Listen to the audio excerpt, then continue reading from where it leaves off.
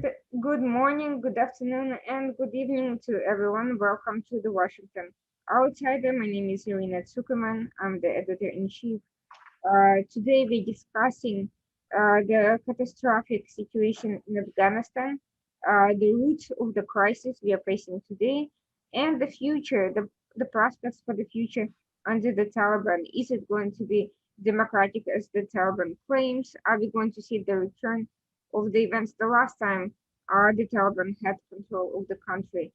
What's going to be different? With us today are Michael Jones, Senior foreign policy analyst and co-founder of the Tea Party movement, former White House speechwriter, and Hizballah Khan, who is on the ground in Afghanistan. He's an analyst who's been writing and talking about the war, terrorism since the events in Afghanistan since 2014, and he'll explain what's going on, and we'll try to dig in a little bit deeper because I know some of the information coming out of Afghanistan has been conflicting, confusing, and difficult to understand. And Michael, we'll start with you. Then we're going to go to Hezbollah, and afterwards we are going to have a question and answer session that I'm hoping is going to be dynamic and very interesting for the audience. Michael, the floor is yours. Right, absolutely. Well, firstly, there's very limited positive news to communicate, I think, as it relates to any development in Afghanistan over the last 2 weeks and really over the last several months. And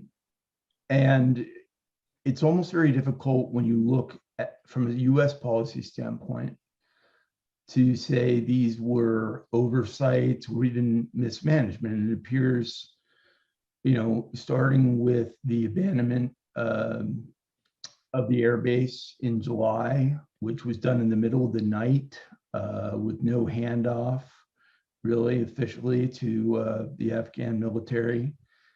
And then, the same approach really done here last weekend, where, as the Taliban advanced on Kabul, there was really zero attempts by the Afghan military or by the remaining 2,500 US forces in Afghanistan to engage them. This comes, by the way, after the agreement, obviously, that President Trump had forged, that I think reflects a national consensus in the United States that this war has gone on too long, our presence has gone on too long. I don't think there's much constituency in the United States to see a presence beyond the 20 years, and there's plenty of people, you could probably put me in this category, who feel that, after the capturing of bin Laden, that some of the mission creep that's associated with our presence in Afghanistan since October of 2001 has been one of the dilemmas. Now, I think what should the U.S. be doing right now is obviously a big question. Okay, so if you sort of just look at what we did, we have thousands of American civilians still on the ground in Afghanistan in harm's way, indisputably. An August 31 deadline that is not one that we really created, it's being imposed on us. I think it should be resisted. For one thing, the Kabul airport is, got a single airstrip. The number of aircraft that can move in and out of the air. Hezbollah, by the way, hello. I don't know if your audio was on earlier. I hope you're doing well and can hear us okay. Good to see you. But so there's limitations there. And then you get into this vetting issue of, for the precise same reason that President Trump correctly put into place the travel ban, which was never a Muslim travel ban. It was a ban on roughly seven specific countries that had, essentially a complete inability to vet the histories of the people to whom they were granting visas. We're now faced with this same dilemma. And even obviously with friendly forces, we've had the attack on U.S. forces, these so-called green on blue attacks that have comprised, I think, about 100 of the 200, a little over 100 perhaps of the 2,500 KIAs that we've experienced in Afghanistan. The total cost of our presence there varies, but it's clearly in the trillions, $5 to $7 trillion. And these final days, in my view, completely betrayed the magnitude of human investment in lives and in financial investment in cost, because whether you supported or did not support this prolonged engagement after, essentially the elimination of Al-Qaeda and then ISIS, you look at the sequence of actions by the Biden administration, and they're illogical. I compared it to like putting your socks on over your shoes. The first thing, anyone managing a corner store would know to do, much less the military of the United States with all of its policy planning and logistics capability, is to get the civilians out, and then you start to remove equipment. And you start to have a drawdown of these forces, go from 2,500 to 0, and you have some ceremonial handoff that reflects to Afghans and to the world some continuity of security in the country. That's not at all what they did. In fact, it's almost the complete opposite. So we have a non engaged military presence now against Al-Qaeda, civilians that are caught in harm's way, and all of this equipment, which hasn't even really been officially designated or enumerated by the Biden administration, that has been secured by the Taliban simply because we've allowed it to be. That to me raises a question of the motivating factors. Now, clearly we were coming in on this 9/11 deadline. Again, I don't believe in these hardened deadlines. And even if you do put them in place, they should be for internal purposes, not for the purposes of announcing the world. You can go back all the way to the Doha Agreement and look, was that agreement one that inspired peace in the country after the Taliban signed it, or did it inspire the Taliban's military aggression? It inspired the Taliban's military aggression. 4,500 attacks, 900 Afghan forces killed after they had made a commitment to work with the government in negotiations regarding the future governance of Afghanistan. So I do question the motivations and the policy considerations that went in, and even whether there's a factor X here, meaning if there was some greater potential reward for the United States or some perceived cost to the United States for not moving in such a seemingly self-destructive way, that would explain possibly doing this the way we've done it. But it's very difficult to look at it and say that this reflects any degree of planning or just general logistics 101 in the removal of our human and military assets from Afghanistan. And now you have, if you're going to sort of say, well, why the limited resistance on Kabul? Well, number one, the Taliban, being serial liars, by the way, they really cannot be trusted. I cannot state that emphatically enough. They had, really just made a promise, even as they were making military advances with the seizure of provincial capitals, that they would not attempt to seize Kabul by military force. As they were saying that, that's precisely what they were trying to do. So I take, and everyone should take, even their commitments to facilitate the withdrawal of allied Afghans and Americans before this August 31 deadline with some degree of skepticism. It's important, I think, just finally to sort of say, looking at things right now, a lot of effort, and it was one of the first things I looked into, because I can remember back in roughly '03 when the Afghans went through this. A lot of effort went into the development of Afghanistan's constitution. And at the time, it was even a little bit of a debate over it. I'd worked in democratic political development, so had historically been a proponent of not of imposing these democratic processes on countries, but at least making resources available so that when you had individuals, for instance, who had a commitment to developing checks and balances and a reasonable constitution, we had some of the better experts available to explain options that were available. And I went back and I reread this Afghan constitution. And I'll tell you, on the issue of what to do in this particular circumstance with a president who has fled the country and shows no immediate signs of returning, this Article 67 could not be more clearly written. It's probably more clearly written even than the US Constitution. And that is that the first vice president of Afghanistan assumes the position of interim president of the country, and free and fair elections are to be scheduled. I believe it's within 90 days. So my question then further would be, given the set of circumstances that arise, the illegal seizure of power by this militant, human rights abusing and war crime conducting terrorist movement, why it's being sort of afforded some degree of quasi-recognition and even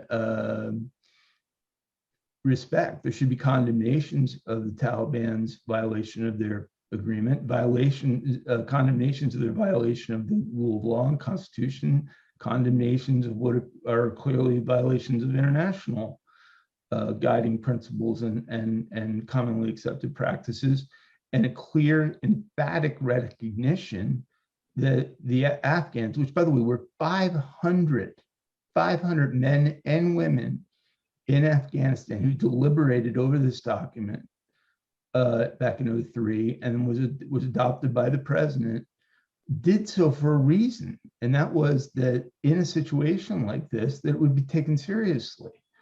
And so to look at it and say that this is just not any longer convenient defies, I think, the whole global rule of law and even the rule-based order that this Biden State Department has been trying to project as a guiding philosophy into the 21st century. If the precedent is set now, for instance, if China or Pakistan would, those would be the two leading suspects, I think, come in and recognize the Taliban as a government simply because they have more military might, because they're 50 to 75,000 men in this sizable country, had some degree of will and willingness to die for the purpose of seizing it, should be afforded recognition as a government.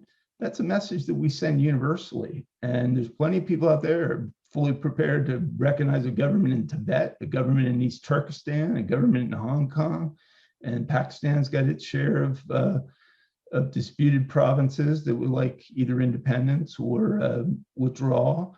I think there needs to be a message and leadership by this administration right now that while the developments in Kabul have been clearly enormously concerning, not ones that the US is condoning. I'd like to hear that that's a fact, because we haven't even heard that we condemn what's happened, not that we accept it, much less we're potentially co-conspirators in it, that the guiding constitution will be one that the world and the United States respects, and that we will acknowledge the first vice president as the interim president.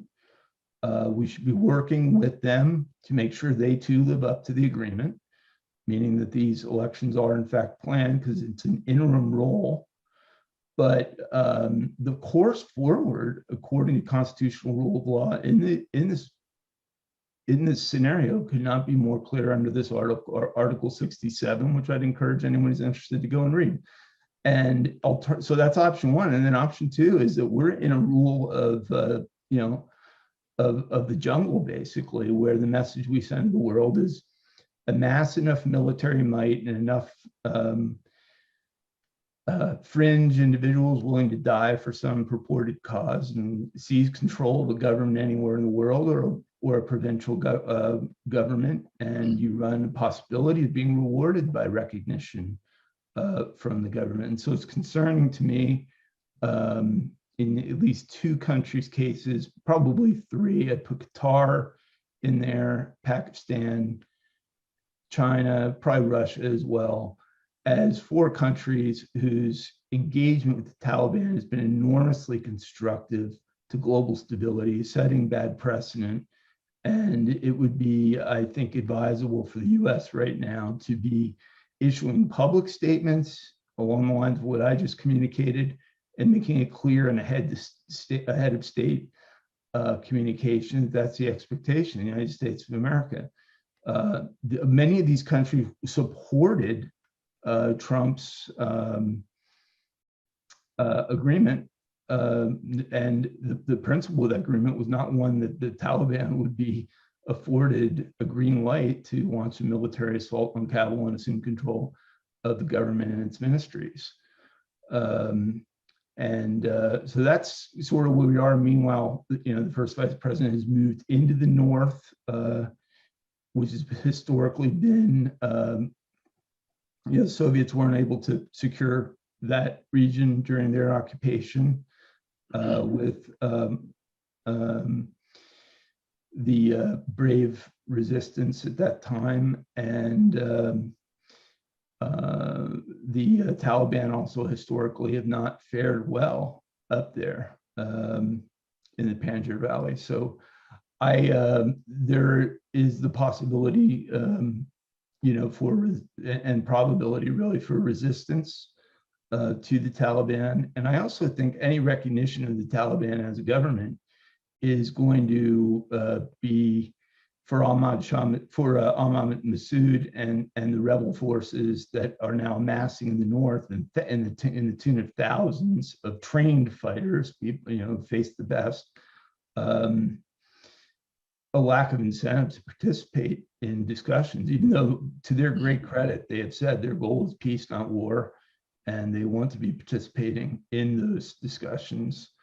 But I think that can't start with a complete disregard for this constitution that, as I said, over 500 Afghan men and women labored to develop, and is the guiding rule of law in the nation.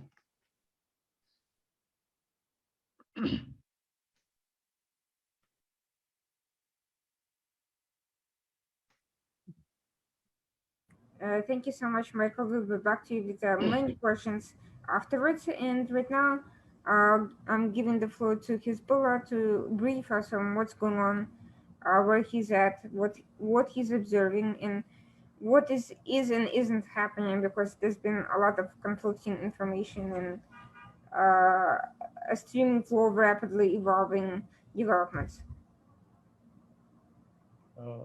Thank you, Irina, for giving me an opportunity to share the current catastrophe and various aspects of the catastrophe in Afghanistan.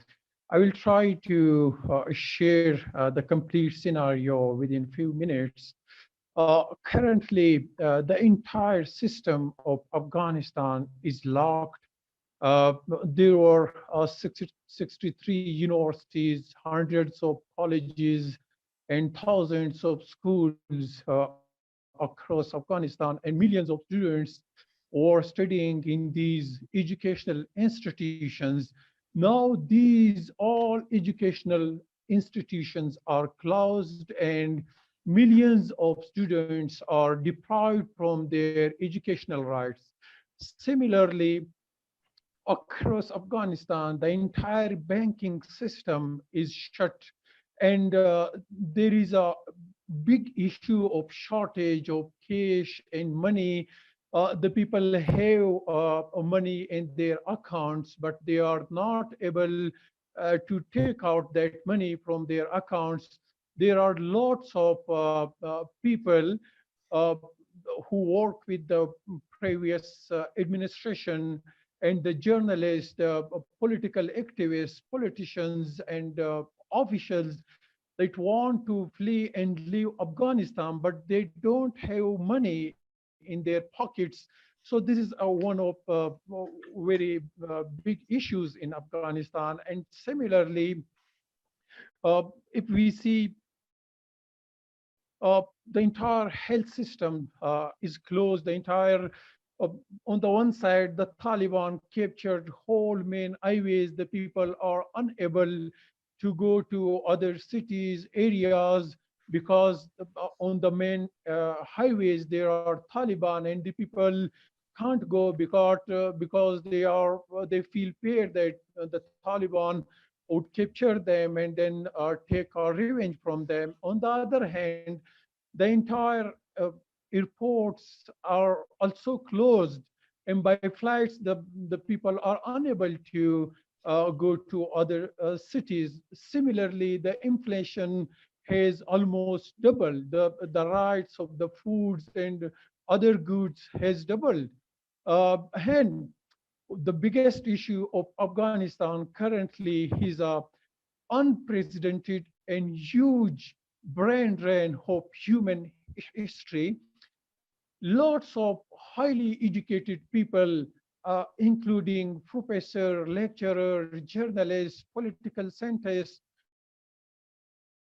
government officials, sociologists, professors, they are leaving Afghanistan. They feel fear from the Taliban.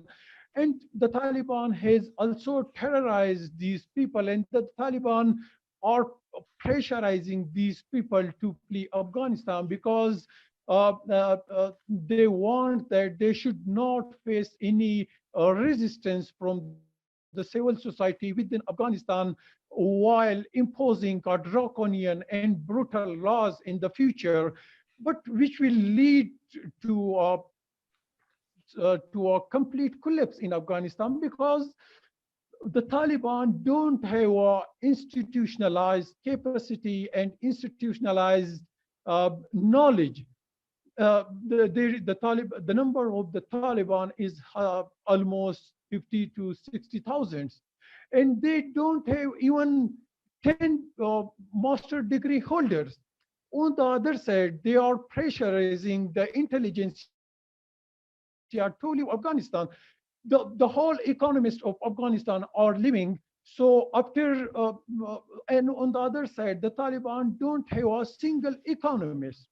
Then who will run the economy of Afghanistan? Who will run the banking system, the trade? Who will establish the trade policies of Afghanistan if there is not a single economist in the lands of the Taliban? Similarly, the Taliban don't have a single lecturer and professor, and they are pressurizing the whole vice chancellor and lecturer, professor that are working in thousands of educational institutions. The whole education system will collapse after when these whole teachers that leave Afghanistan, but because the Taliban don't have a single professor. And similarly, the Taliban don't have a single engineer in their line.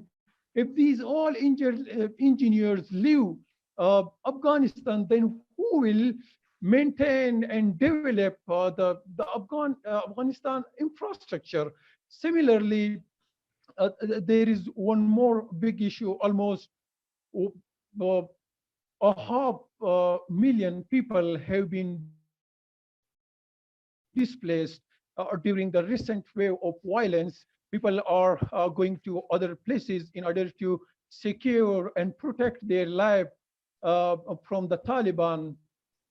Uh, and the Taliban are not able to provide the basic requirements of life to these displaced population. On the other hand, United Nations and the NGOs have not reached for the assistance as well. Uh, Similarly, there is one more very big issue, and that is the almost 1.5 million people were working with the previous administrations, and there were almost 3 lakh members of the Afghan forces. These 15 lakh people that were working in the previous administration, particularly army personnel, journalists that work with the international media, and women rights activists, politicians, political activists, they are receiving threats from the Taliban, and they are escaping from one place to other place, and every day they are changing their places, living in the safe houses of various cities in order to secure their life. And the second tragedy is that the UK, US, France, Germany, and other countries, they have limited their assistance just to those people that work with their army, that work as an interpreter with their army, that work with their projects. On the other side, the journalists, the professors, the women rights activists, political activists, and the army personnel, and those officials that work actively against the Taliban, they are facing more threats than those who work with the foreign projects. I request from those countries that they should provide visas to those people that didn't work for them, and now they are facing very big threats from the Taliban. If they don't help and assist these people, there will be a unprecedented genocide of Afghan intelligentsia and highly educated people. And one more big issue which we are saying currently in Afghanistan, the women have been completely deprived from their economic rights, from their social rights, from their every kind of right. They are not allowed to go to universities. They are not allowed to attend their classes in the educational institutions. They are not allowed to go to even cities to buy things, and they are not allowed to participate in the social program. Kabul was one of the modern city in this region where there was a very modernized and civilized culture, but that culture has entirely changed after the Taliban captured Kabul. So now the scenario has completely changed. Every person, every government official, and every member of the intelligentsia, they have intention to leave Afghanistan in order to secure their life. No one feels security in Afghanistan. Thank you so much, Hizballah.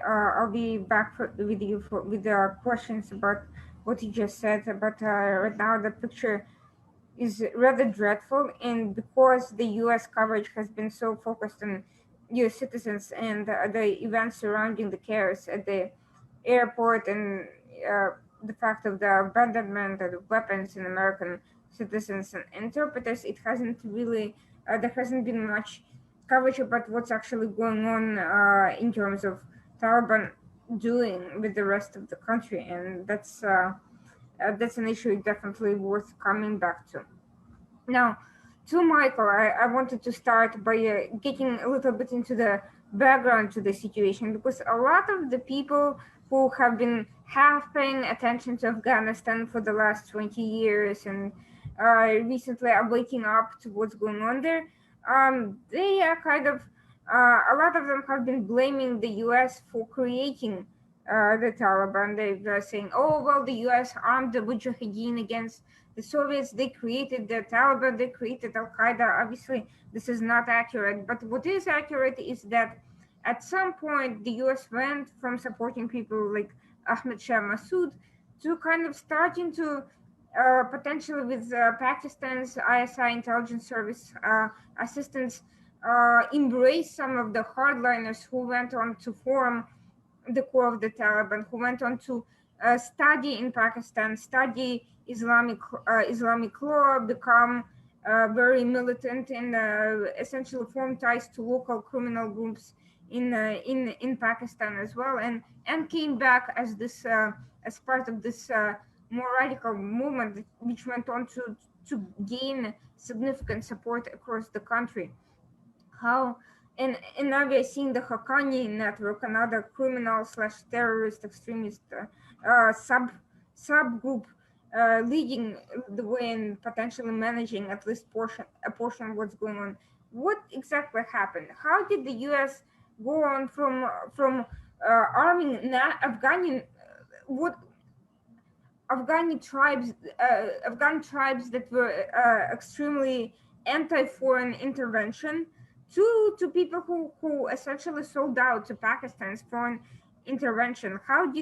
Where is that shift coming from? Why did the U.S. intelligence and military get hoodwinked by Pakistan's interests? And at one point, how did they think that going for the most hardcore people with clear Islamist inclinations was a good idea? I mean, how did we get to this point? Firstly, just to kind of walk through the modern history, the entire 20th century history and before is one of foreign powers and conflict. There's hardly been a day of peace in Afghanistan in centuries. But let's just start with, say, 1978, roughly. So the former Soviet Union, consistent with, I think, both its expansionist geopolitical instincts and also with its somewhat paranoia as it relates to developments in the Arab world, begins to aggressively, intervene in Afghanistan, literally, assassinates and kills the president. Transitional government ultimately invades Afghanistan in late 1979 under Carter. Domestically, it was one of several factors, along with hyperinflation in the US economy and the famous Iranian hostage crisis. It was sort of the end of Carter's political prospects, and it was a basis for Reagan's election ultimately in November 1980. Beginning sort of under Zbigniew Brzezinski's NSC during the Carter administration, but vastly expanded, and I was heavily involved in this throughout the 1980s. We put together a strategic plan that was embraced, I think, at a high level by Reagan, but ultimately at a more granular level. And the thesis, which has some modern applicability, was that this Cold War policy of deterrence that had governed our policy since the end of the Cold War and creation of the Warsaw Pact had been successful at holding the former Soviet Union at bay, but in fact that it was very vulnerable and much more vulnerable than was widely appreciated, that war had been projected internally in our intel agencies, and that there were really three different spheres of very artificial, almost colonialization that comprised the Soviet Union. One was the internal empire itself, meaning comparisons can be made to today with China. Was there a cohesive Soviet Union? No, it was a number of deeply independent regional areas, now standalone countries with their own rich ethnic traditions and linguistic histories and cultural histories, and mostly all uniformly opposed to the central control that the Bolsheviks brought to the Soviet Union in 1917 with Vladimir Lenin and successive heads of state. So that was the first one. And the second one was really the Warsaw Pact, which was itself sort of held in place by force and was not a natural creation or a constituency. But the third one, which was one I focused most heavily on, even though I was in the Soviet Union during the Cold War, the third one was the one that I think intrigued us the most, and that was that their expansionist policies, which drove their involvement in the Western Hemisphere, Cuban Missile Crisis, ultimately their support for the Sandinistas in Nicaragua, and their support in Africa with the MPLA in Angola and the communist regime Mozambique, and their support for South African Communist Party in South Africa and other areas in Africa, and then also in Asia, in Cambodia, for instance. In Afghanistan, so in 1979, they move in, they take power, and are faced very immediately with very formidable resistance. But as you correctly point out, it's not a singular body. It is a very diverse body. And under this policy come to be known as the Reagan Doctrine, where we supported resistance movements in indigenous peoples that rose up against the Soviet colonialism, with the goal of making the message known that we were opposed to the Soviet Union was doing, raising the cost to the Soviet Union of these occupations and foreign expeditions, and also getting them to internally reflect on what they were really doing, could actually bring about the end of the Cold War. And in my judgment, there's no more graphic example than the support for particularly Ahmad Shah Massoud in Afghanistan. The dilemma, and I was involved in a considerable number of working groups and meetings with Reagan Pentagon and Reagan State Department on this issue, was that we all knew there was an Arab Mujahideen, individuals like bin Laden who had moved into Afghanistan, and in this case from Saudi Arabia, and many others that had a more radical Islamic agenda, and were not there because they were Afghans resisting the Soviets. Were there as part of a broader global scheme, and then even elements within the Afghan resistance.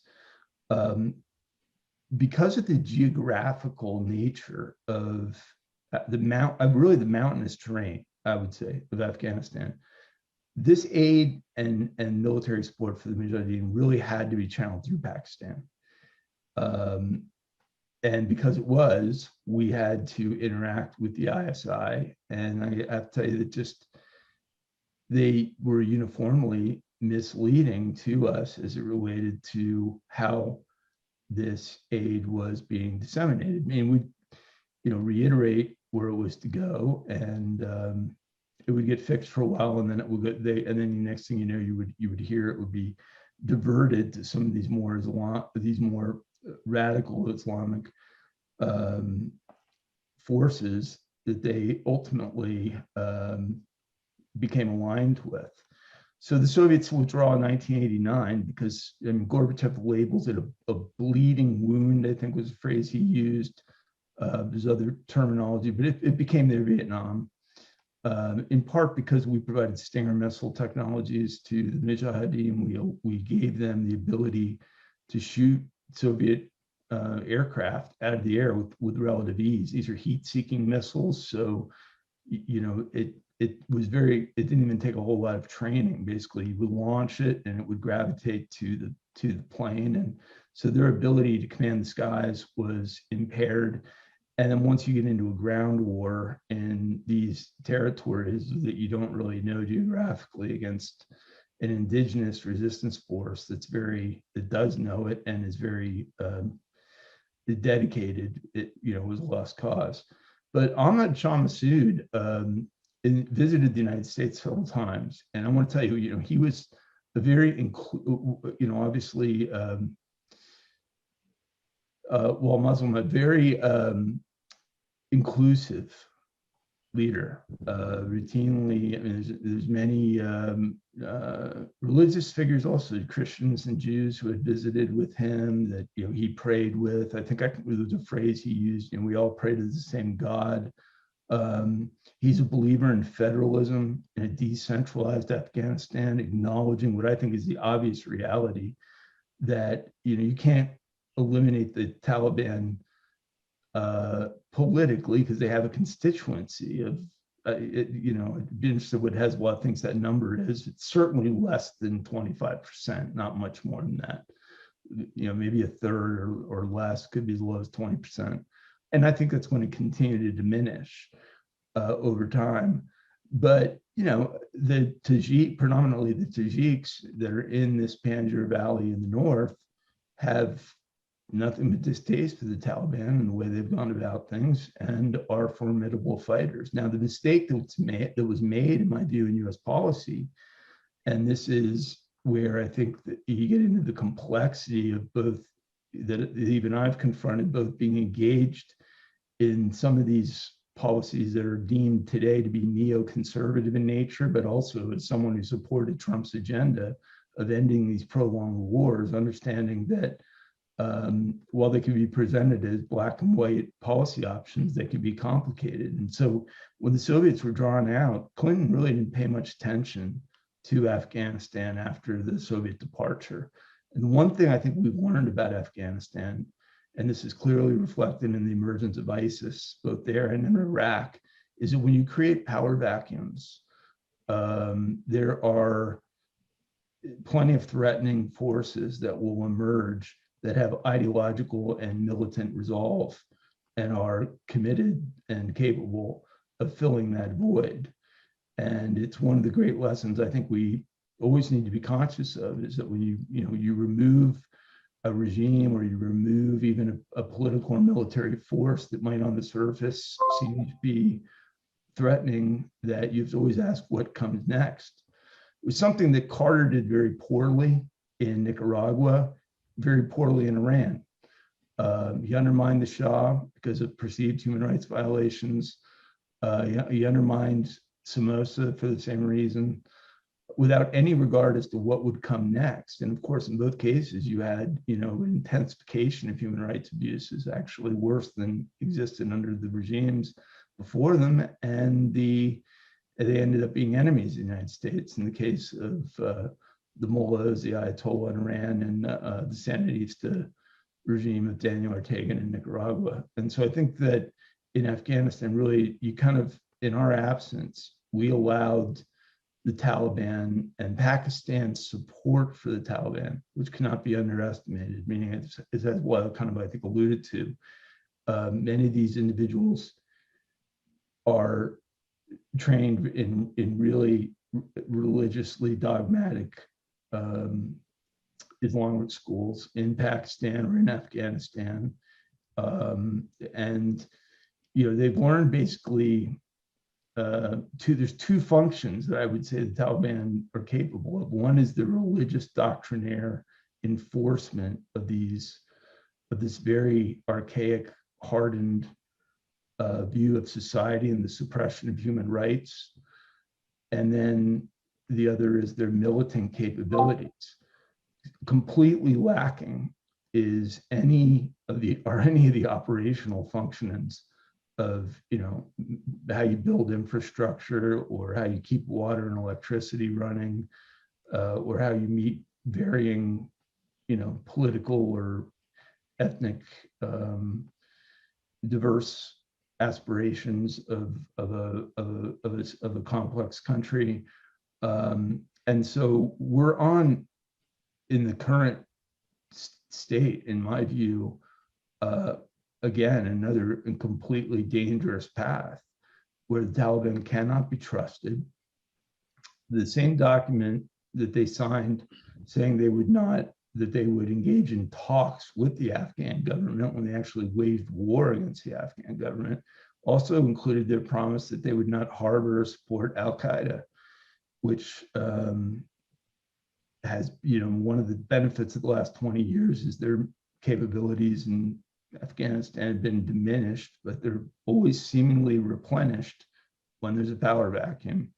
Now they have, in the Taliban, again, this long-standing relationship and a set of circumstances, including, by the way, even the departure of individuals between now and August 31. Like I said, I think one of the great challenges is firstly, not all of these individuals should be coming to the United States. I mean, many of them should be. We should be leveraging our relationship with Arab countries in the region and our friends to assist in assimilating some of these individuals that need to leave. And really, you've got to dive into the histories of these individuals and what's going to happen, when they get here. And then you have, just the reality that if you allow to stand this Taliban regime, this country is going to descend even further into a state of immense poverty, potentially with foreign power support and resources, and a renewed ideological rigor. It's going to represent kind of right back to where we were in 2001 when, having worked with Tom Kane, who chaired the 9/11 Commission, I can tell you that there's even a quote in that report about all lights flashing red. So while all these truthers are wrong in alleging the U.S. had anything, this was, Al Qaeda was responsible for 9/11 100%. But one of the deficiencies was, and there was a clearly identified in the 9/11 report, is that we were oblivious to. Well, we weren't oblivious, but we did not act assertively on the intelligence that we had assembled about Al Qaeda's malicious designs and their capability to actually do those things. The other thing that I think is relevant that came out of the 9/11 report that no one's acted on are the overstayed visas. So a considerable number of the 9/11 hijackers shouldn't have been in this country to begin with. They were here because we're one of the few countries in the world where you arrive on a 180-day visa, never leave, and no one ever asks you to leave. And one of the primary recommendations in that report was to get control over our legal visa process and ensure that people leave when their time's up. There's been no progress made whatsoever in this country on that. So I think we have right now a real crisis, and it's a crisis predominantly because the United States has an obligation to be leading with our NATO allies and with other governments in the world. I find it absolutely discrediting. I can only imagine if this had happened under Trump, what the reaction would be to hear when asked that, following the Taliban seizure of the governmental buildings of Kabul, Biden doesn't place one phone call. He doesn't call the Pakistanis. He doesn't call the Saudis, who have historically been very involved in Afghanistan. He doesn't call the former president of Afghanistan. He doesn't call the interim president of Afghanistan. He doesn't call Xi Jinping. He doesn't call Vladimir Putin. He doesn't call Boris Johnson, who hundreds of Brits died as part of the coalition's presence there.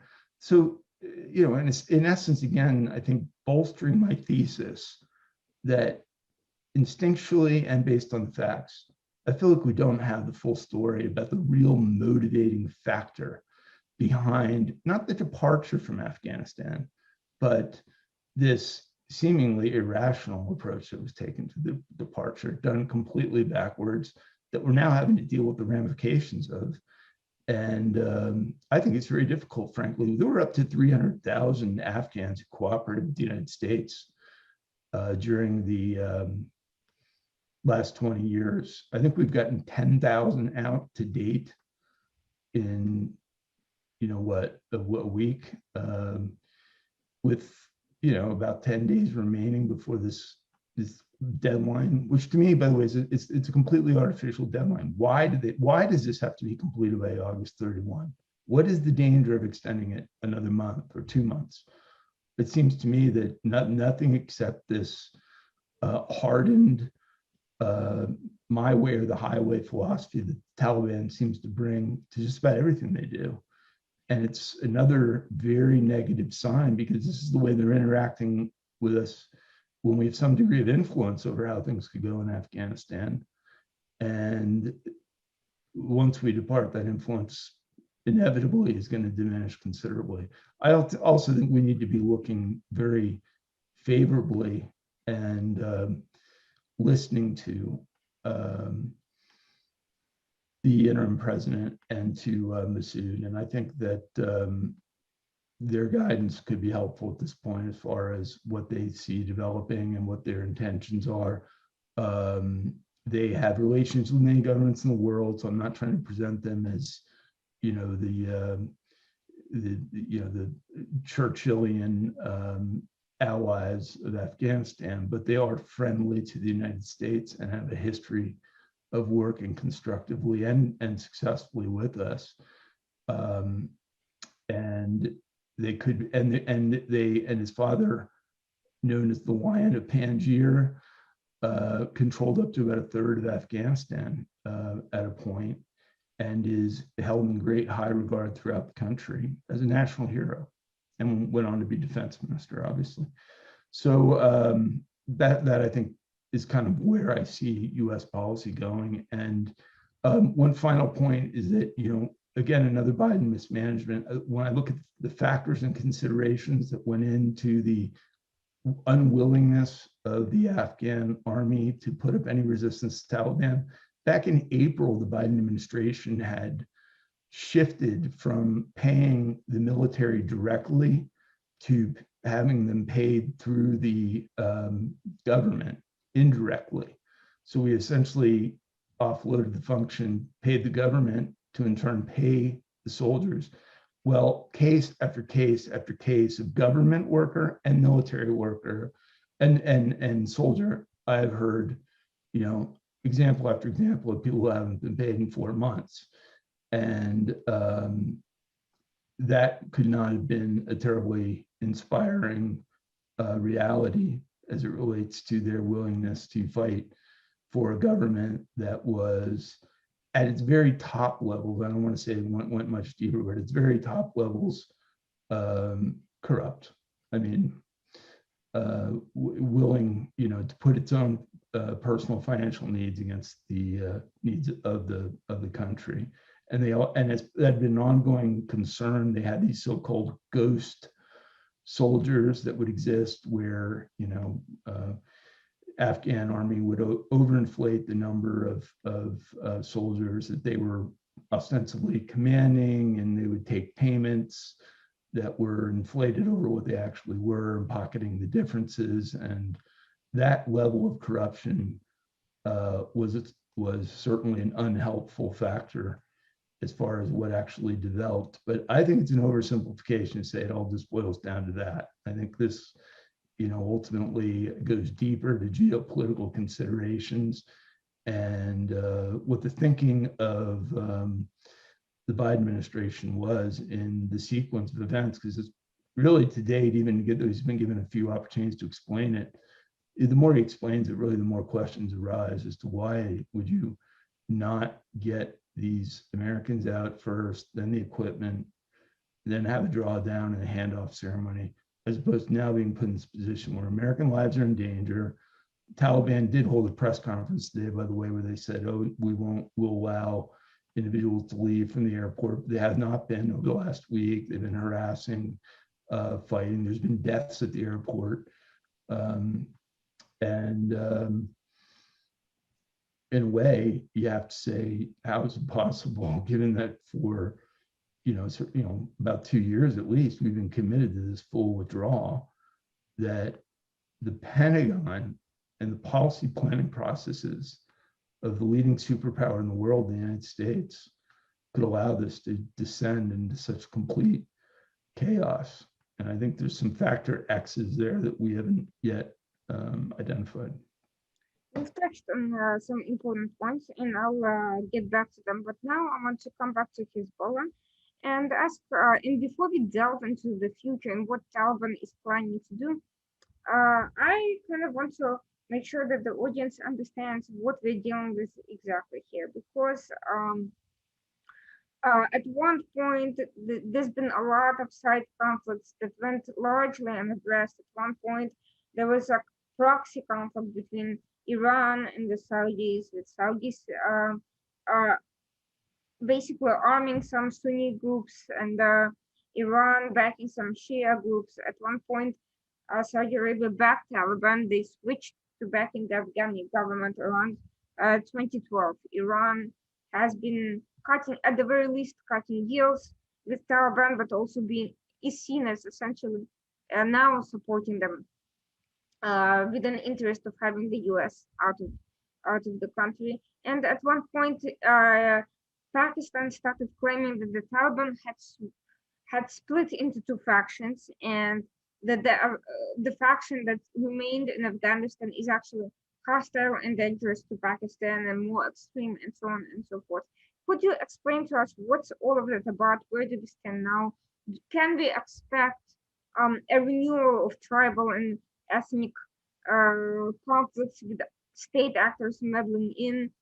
Where is Iran? Where are Iran and Pakistan? Has Taliban actually split? Or is it a distinction without a difference?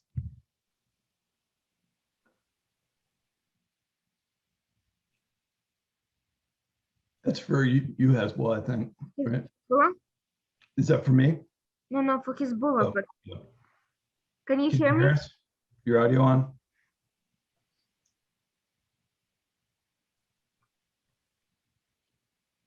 Can you hear me?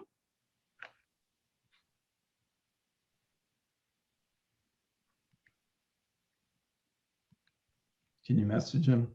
Yeah. Let me, I can, just a few things that might be relevant there. Number one is I believe the Iranian embassy in Kabul closed, which was intriguing. Number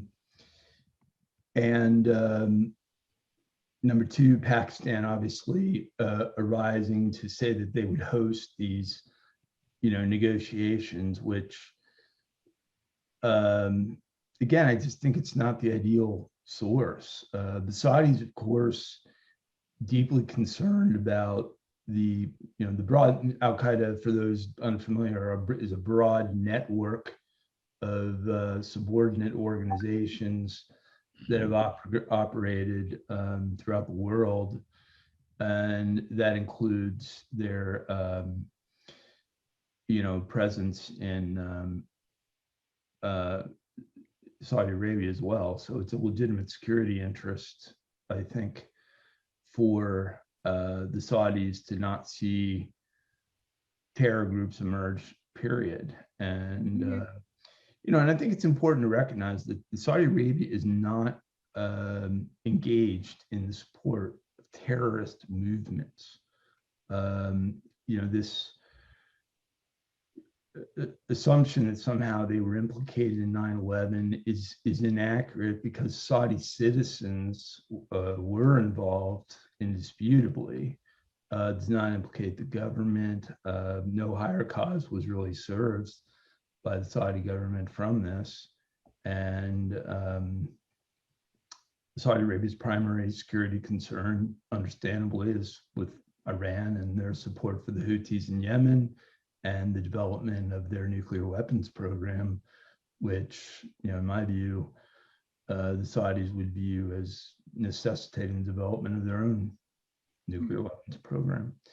But again, why, as the leading force that's been involved in the last 20 years in Afghanistan and the United States, are we not engaged with discussions with Saudis and the Pakistanis and the two other major foreign power, NATO and Putin and Xi Jinping, about what our expectations are?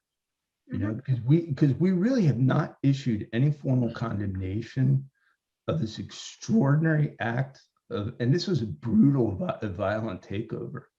All right, I mean, beginning with their offensives in the spring.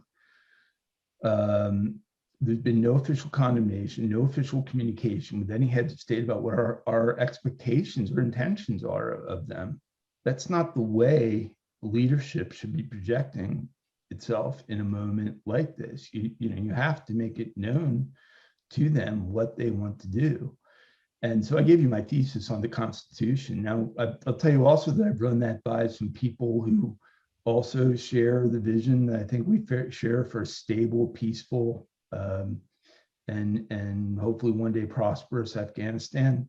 And they're I don't think we're thinking deeply enough. They're feeling like, well, the Taliban would never go for that. Well, that's fine. We're not asking for them. And it is entirely possible that we make it clear to Xi Jinping and the Pakistanis that we don't want this government recognized, and they recognize it anyway. But at least at that point, we're able to point out the utter hypocrisy in the way they are handling Afghanistan versus how they expect other situations, including their own countries, to be handled by other nations of the world. And we need to be doing more of that. This is, obviously a military battle on the ground in a lot of ways, but it's also a battle for the hearts and minds of the people of the world. And I simply feel that really now, going on 8 months into this administration, I don't see how anyone is looking at this current U.S. president as leading on the global stage in any context. It's not even like there's an undertaking and an effort that's failing.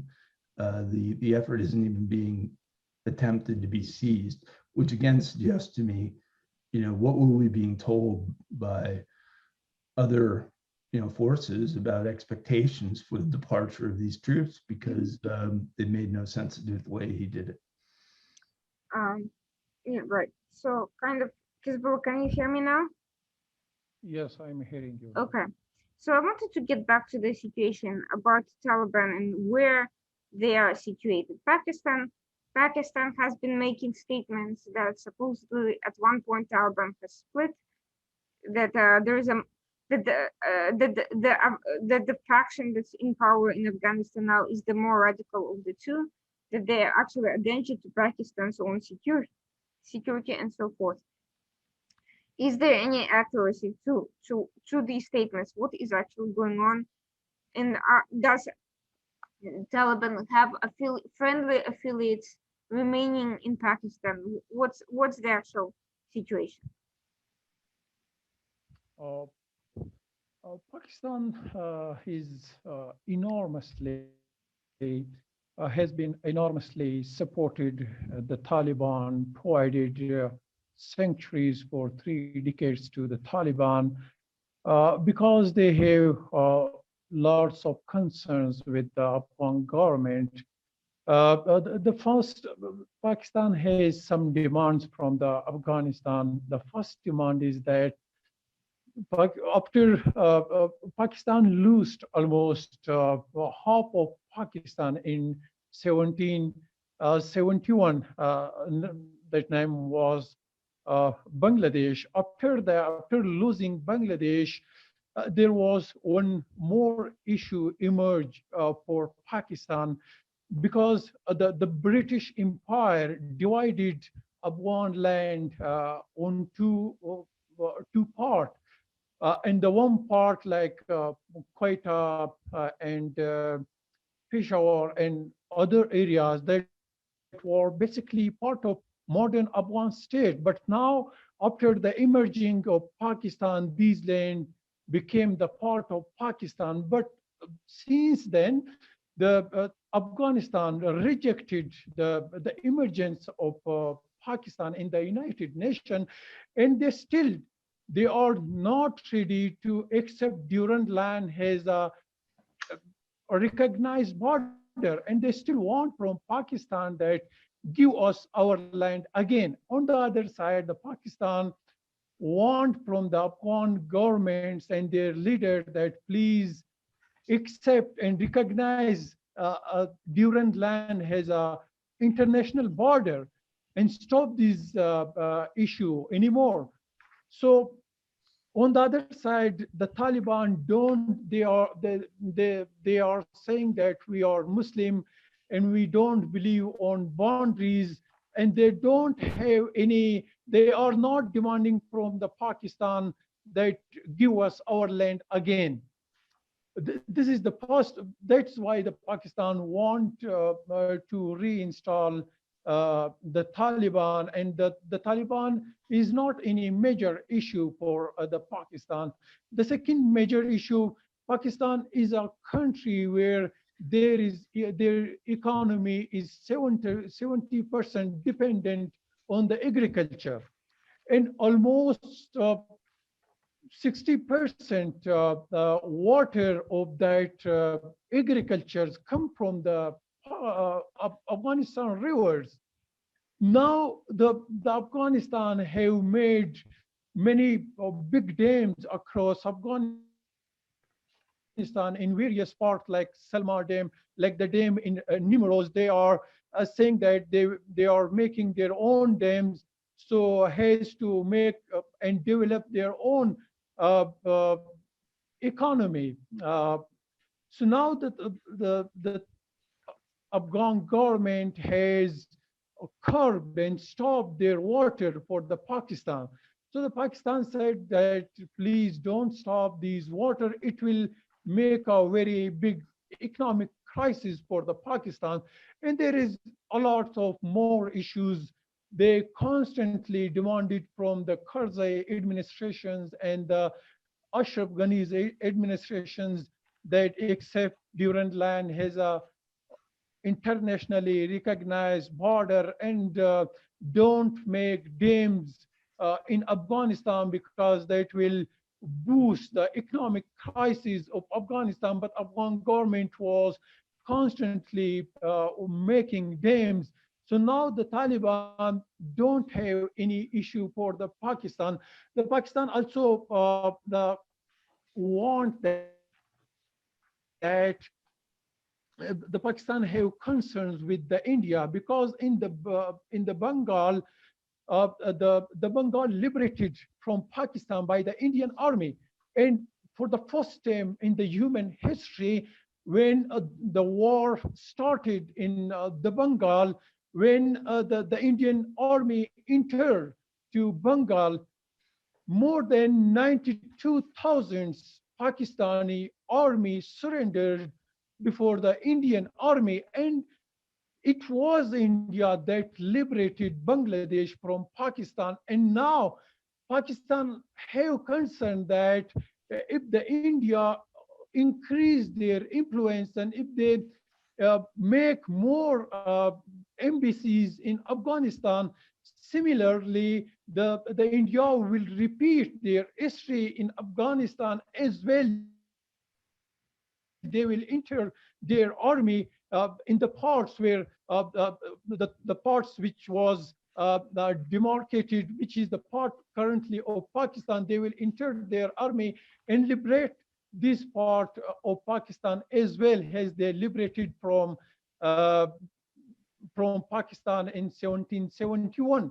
So these are the issues that the Taliban, basically they are saying that they are Muslims, and they don't have any intentions to make a good relation with the India, because on the other side the Pakistan is a Muslim country, and they are ready to resolve all issues by negotiation with the Pakistan, and don't allow India to increase their influence in Afghanistan.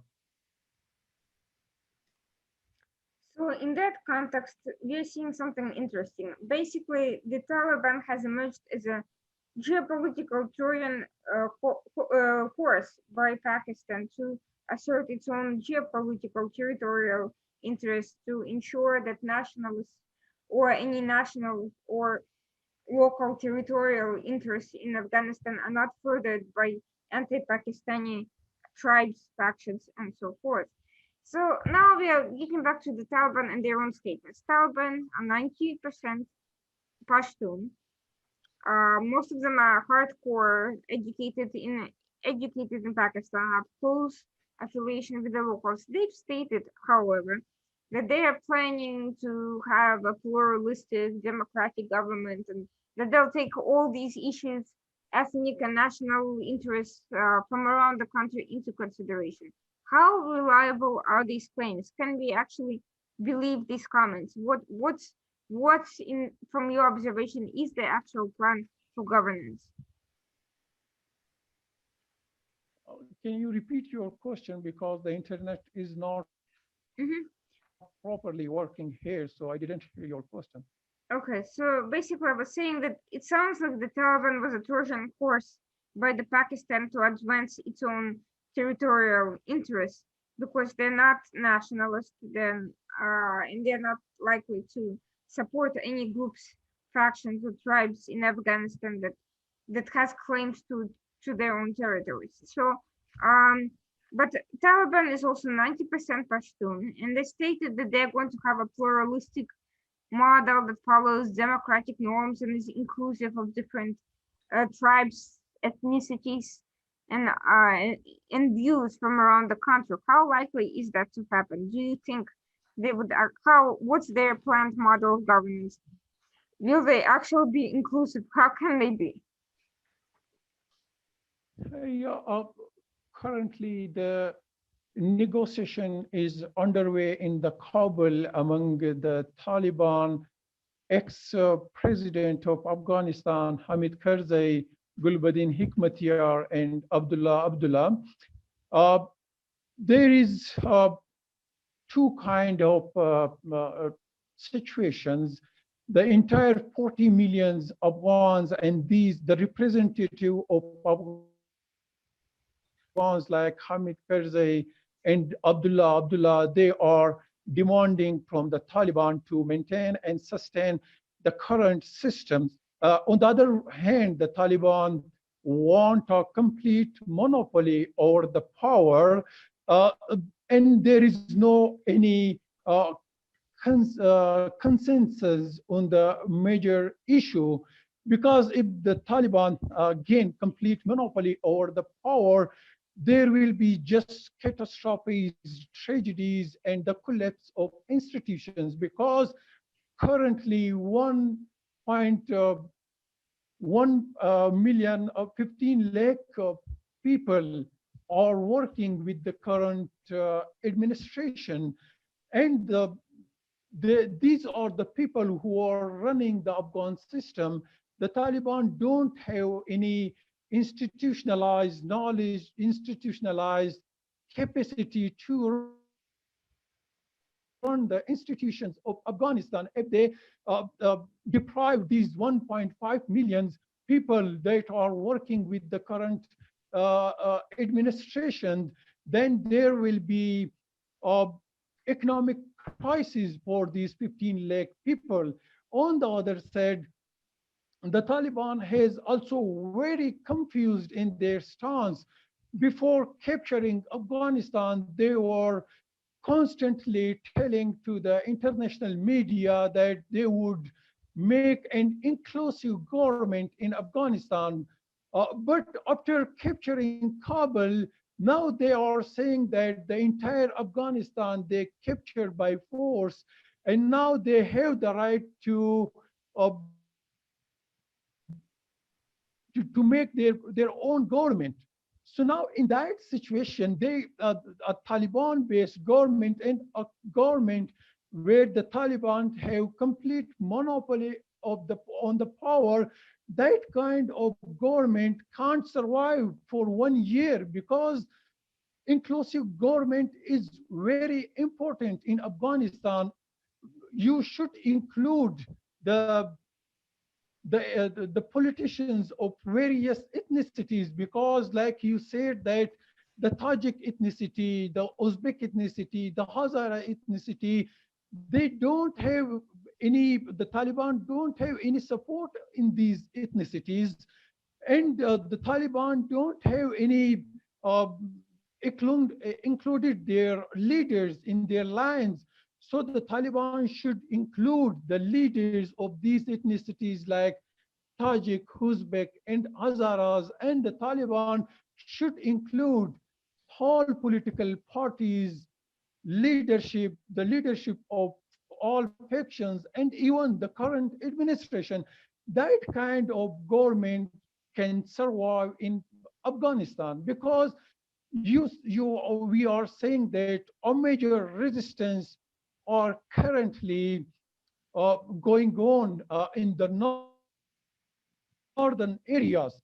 Amrullah Saleh, Vice President of Afghanistan, and the son of Hamid Masood, are leading that resistance. If the Taliban make just the Taliban-based government, these resistance will increase other part of northern areas, and the Taliban will lose almost 15 provinces because these ethnicities are stronger than the Taliban. The second major issue, the Taliban want that they make a theoretical government in Afghanistan, and then they don't want a democratic government. On the other side, all Afghan ethnicities want a democratic government because the Taliban don't have any achievements in their past history. They didn't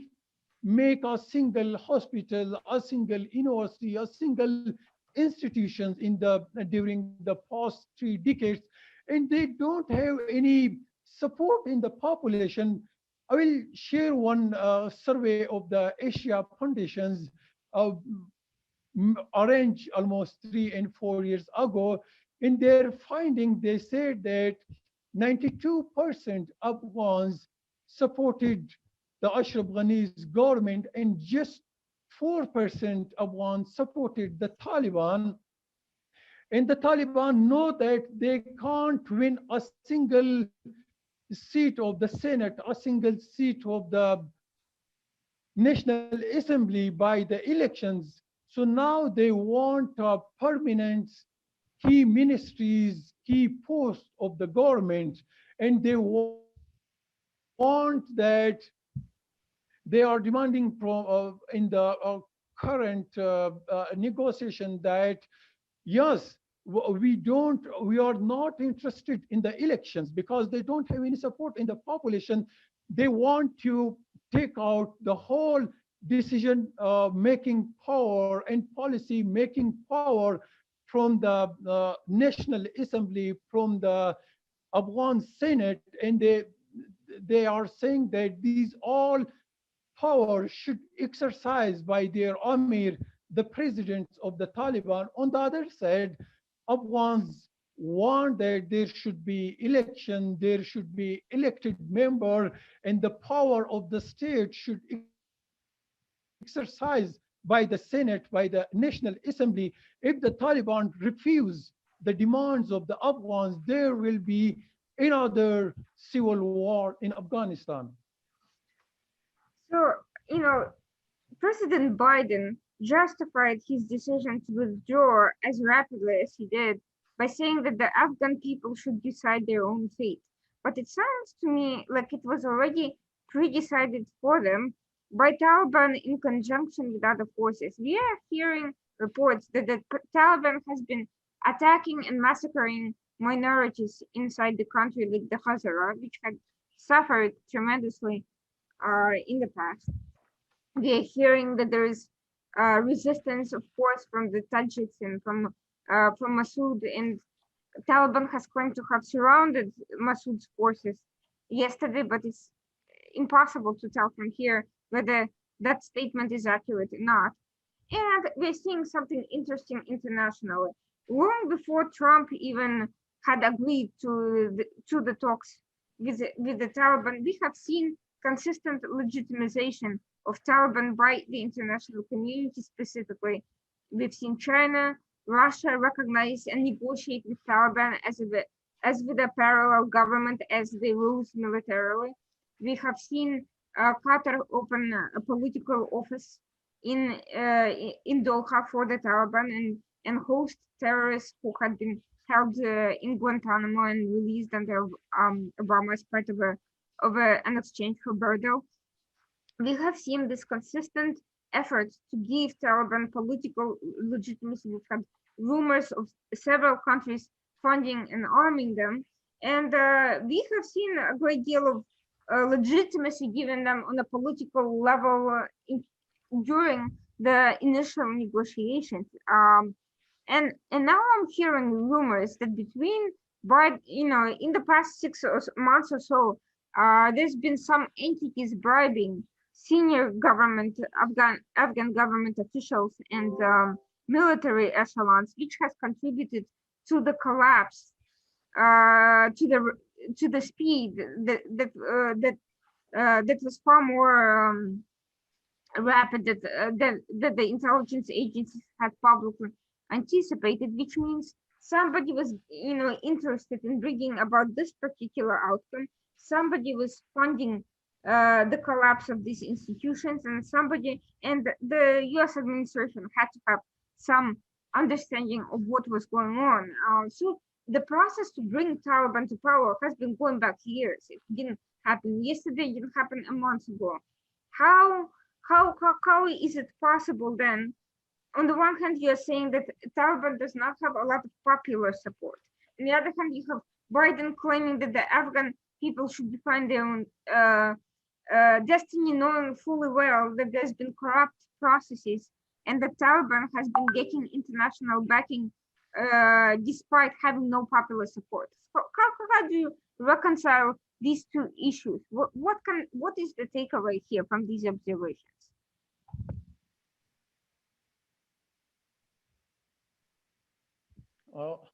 Thank you. Are you hearing me? Yes.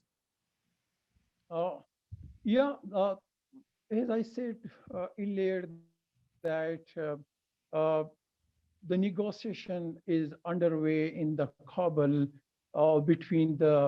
among the stakeholders of Afghans. It is a reality that the ethnicities, including Tajik, Uzbek, and Hazaras, they don't like and they don't want the complete monopoly of the Taliban. Even Pashtun don't want the complete monopoly over the power of the Taliban. So in the current situation, if the Taliban make an agreement with Afghanistan and establish an inclusive government consisting of the leaders of ethnicities, group, political parties, and even the officials of the current institutions. And in that situation, yes, the international community, and that is the only situation of only resolution of Afghanistan. The one issue can only be resolved by the inclusive government. In that situation, there will be no war, there will be no catastrophes, and no collapse of the government institutions, and the international great powers, including UK, US, and France, and other countries, in that case, should recognize the Taliban government. If they reject and refuse an inclusive government, and they regain and they reinstitute an extreme government in Afghanistan, which is just based on the Taliban, in that case, there will be civil war, there will be the complete collapse of the system. In that case, the international community, the United Nations, US, and other countries should not recognize the Taliban, because in that situation, that will just create tragedies and catastrophes for Afghanistan. But and this is a question to both of you. It's clear to me that a number of stakeholders outside Afghanistan had a plan to bring about the return of Taliban, initially gradually and at an ever accelerating rate. And it sounds to me, I don't want to be paranoid, but it sounds to me like the US government at some point just gave up and just cut a deal, and there was no clear benefit to the US on a national level. They did not negotiate that Al Qaeda would not return. There was no firm agreement. It was clear that throughout the talks, Taliban was lying and cheating, and it was using violence and escalating despite the ongoing negotiations, kind of like the Houthis in Yemen or Iran during the Vienna talks. We have seen this pattern of aggressive groups backed by Iran engaged in similar activities with the US, which has basically has given up on a foreign policy effort, has given up on counterterrorism. But what about the US security interests? What about the prospects for Afghanistan becoming a global drug hub that would help arm Hezbollah, would help counteract any US sanctions on Iran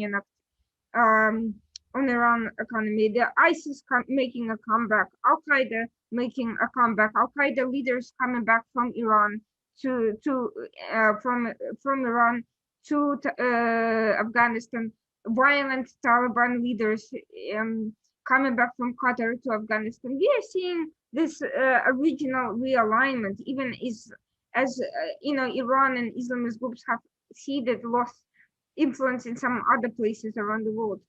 How is this not coordinated with world powers, and how could possibly the US government not seeing this coming in a larger picture far beyond the rhetoric about endless wars? I mean, having a terrorist hub and a drug supporting hub is the beginning of every endless war, many more new ones. So how's this? That's why that's why I had opened up suggesting that I think it's almost indisputable that there is an unknown force at play here. Leading theories would be the CCP in China, Pakistan, two of them working together potentially, maybe other factors. But this also goes back because the first indication of it that I made note of, and maybe there's earlier ones than this, was July 2 with the Bagram airfield. Because you even think now, if we had ended up in this situation, knowing that we would need to facilitate the departure of vast tens of thousands of Americans potentially, and of allied Afghans, you would want that airfield, not the Kabul single limited airport available to you. But we did the same thing at Bagram. So this problem went on really through the summer. It initiated at some point before July 2, because you look at the handoffs that we had of airfields and of military assets in Iraq, and how we handled that historically versus how we handled this Bagram Air Base. They literally just picked up and left in the middle of the night. There was no handoff ceremony and no transition of power. And it was ultimately hit by vandals and now in Taliban control. Why would you just consciously abandon it like that when there were other options? The only consideration, that I can give, the only explanation I can give, is that some external force is either asking for that in exchange for some offering, or is demanding it in exchange for some threat, which gets back to the point that there's been no presidential leadership in the United States on Afghanistan since January 20th. And this whole thesis that has just got done, I think I agree with everything he said. But I was wondering until the very last statement, and that is, obviously in the ideal world, at this juncture, you'd have the Taliban go out and lead these inclusive. They're not going to do that. It's unrealistic. It's completely misaligned with their entire multi-decade history of deception, lies, and aspirations for totalitarian control. They are the most unforgiving, one of the most unforgiving political and military forces in the world. They can't tolerate the most minuscule areas of even symbolic opposition, much less sharing a government with those who have different perspectives. And I hope I wasn't alone in noting the 15 to 20 older men all sitting in the room talking about their commitment to diverse governance in Afghanistan with not one woman in the room. And you know, the optics of it were almost comical if it wasn't so much at stake. So it leaves you with this bottom line conclusion. Which brings me back to my opening statement, is that we fortunately do have an option available here that was already agreed to by the people of Afghanistan. It wasn't something we imposed on them, right? This constitution has been, you know, adopted by the people of Afghanistan, over 500 of them, as I said, in a democratic political process, almost indisputable from our own. They have a parliament that was diverse, that did represent legislatively a diverse grouping of ethnic and political and you know, other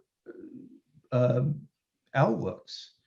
If you don't respect that governing constitution and you afford the Taliban even a component of the leadership in this aspiration of setting up a diverse government, you're disbanding the Constitution. You know, and frankly, with each day that goes by that we're not condemning what has transpired here and recognizing the interim government that should be acknowledged under the Constitution, we're running the risk of having a very horrific outcome. And I'm not seeing any degree of passion, commitment, or rage within this administration to suggest that they're uncomfortable with that, which gets then to the question of motive. But you know, in the ideal world, you recognize the first vice president as the president, you know, and then you hold them to commitments to elections, and you make available to them the institutions of Western democracies, of the United States, of NATO, maybe of the UN, though their track record is spotty, in facilitating the elections for a new president, which would, you know, I believe it's 90 days. So you'd be looking at sometime into the fall, which is pretty short order and would need a commitment right now. But if you don't do that, what is really the alternative course? The alternative course is you're going to let this process in the hands of this, you know, thuggish terrorist group that, by the way, committed war crimes as recently as like the last month in the move on Kabul. And because of the operational dysfunctions that they have, that Hezbollah pointed out, and their inability to handle the operations of an actual government, electricity, water, healthcare needs, education needs, because their singular focus is on sort of the policing of the country and on their military capabilities and their commitment to terrorism. That's all you're going to see from them. And it's going to either open the door for them to align themselves with another foreign power, which is going to exploit Afghanistan, exploit their mineral riches. They have, they do have incredibly in-demand mineral capabilities that are valued, that we have not really done much with. And you're going to see those voids filled by, and that government almost certainly is going to be China, maybe Pakistan, or a hybrid of the two. But I think China is in the most leading position with the Belt and Road Initiative. And you really can't put that whole project together without Afghanistan. So one of the theories we had going into this was that this great global reset included the United States role, which you can find me talking about, all the way back in winter, of absorbing refugees from the world. Well, here we go again, right? We have the open border, so we're already inviting it that way. And now we're going to absorb, even more of them. And to have China's role being the centerpiece of global manufacturing. That's kind of the Davos plan. If you open it up and read the World Economic Forum, that's what the elite of Davos had in mind for the way this global reset and building back better, means. But that's not something the American people support. It's not something the Afghan people support. So now would be the time to put the brakes on it, which means acknowledge the importance of this constitution and the importance of the process that the people of Afghanistan adopted, because otherwise you're going to disregard their will, and you're going to impose some system on them, and it's going to be a subject, certainly of resistance in the North and elsewhere too, by the way, of all sorts of forces that are not going to want to spend their lives under the leadership of Taliban's totalitarian governance. And is there any better individual symbolic sort of photo or video of that than that mother throwing her 3 or 4 month old child over the fence at Kabul International Airport into the hands of American military, saying, I don't know what the future holds. I'm putting words in her mouth here, but I don't know what the future holds for me, but I'm not going to have my young child grow up under Taliban governance. To me, it was a gesture of extraordinary confidence in the United States of America and the promise that it represents, and a sign of incredible and I think justifiable fear and terror. And it's certainly been reflected in all the messages I've gotten from Afghanistan, from individuals who are fearful at this moment, not just for the future of their country, not for the fact that they may have some imperfect system, but for their very lives and the complete intolerance that the Taliban have historically exhibited and are still exhibiting to this day, even while they offer words to the contrary, for any deviating approach to political, religious, cultural, ethnic norms that they dictate onto the rest of the country. And that country is not going to be able to sustain itself in that form of governance. Michael, both you and Hizballah. Irina, Sure. I want to share my opinion as well. Sure. I think the unconditional withdrawal from Afghanistan, it is one of the biggest mistake of the U.S. foreign policy. And U.S. administration did 2 big mistakes in Afghanistan. One mistake in the 80s when the USSR forces invaded on Afghanistan. At that time, Afghanistan has become the center of Cold War. The United States supported the Mujahideen and provided armed technology to them so as to defeat the USSR within the boundaries in Afghanistan. At that time, when the USSR are defeated, the US didn't resolve the issue of Afghanistan by negotiation.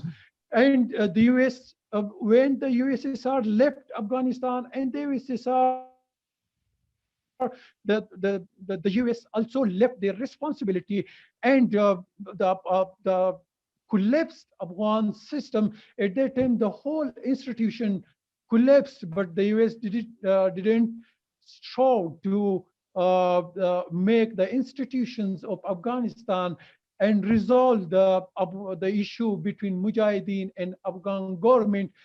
Finally, that catastrophe changed into civil war, and after civil war, the Taliban made their extreme regime, and the Taliban provided and given sanctuaries to Al-Qaeda, and within the Taliban control Afghanistan, the Al-Qaeda orchestrated the 9/11 attacks, and within one day, the Al-Qaeda killed around 3,000 Americans in the 9/11 attacks. At that time, then the US decided again to come Afghanistan and to re-establish the democratic system and to overthrow the Taliban government. After that, the US was very responsibly performing their duties.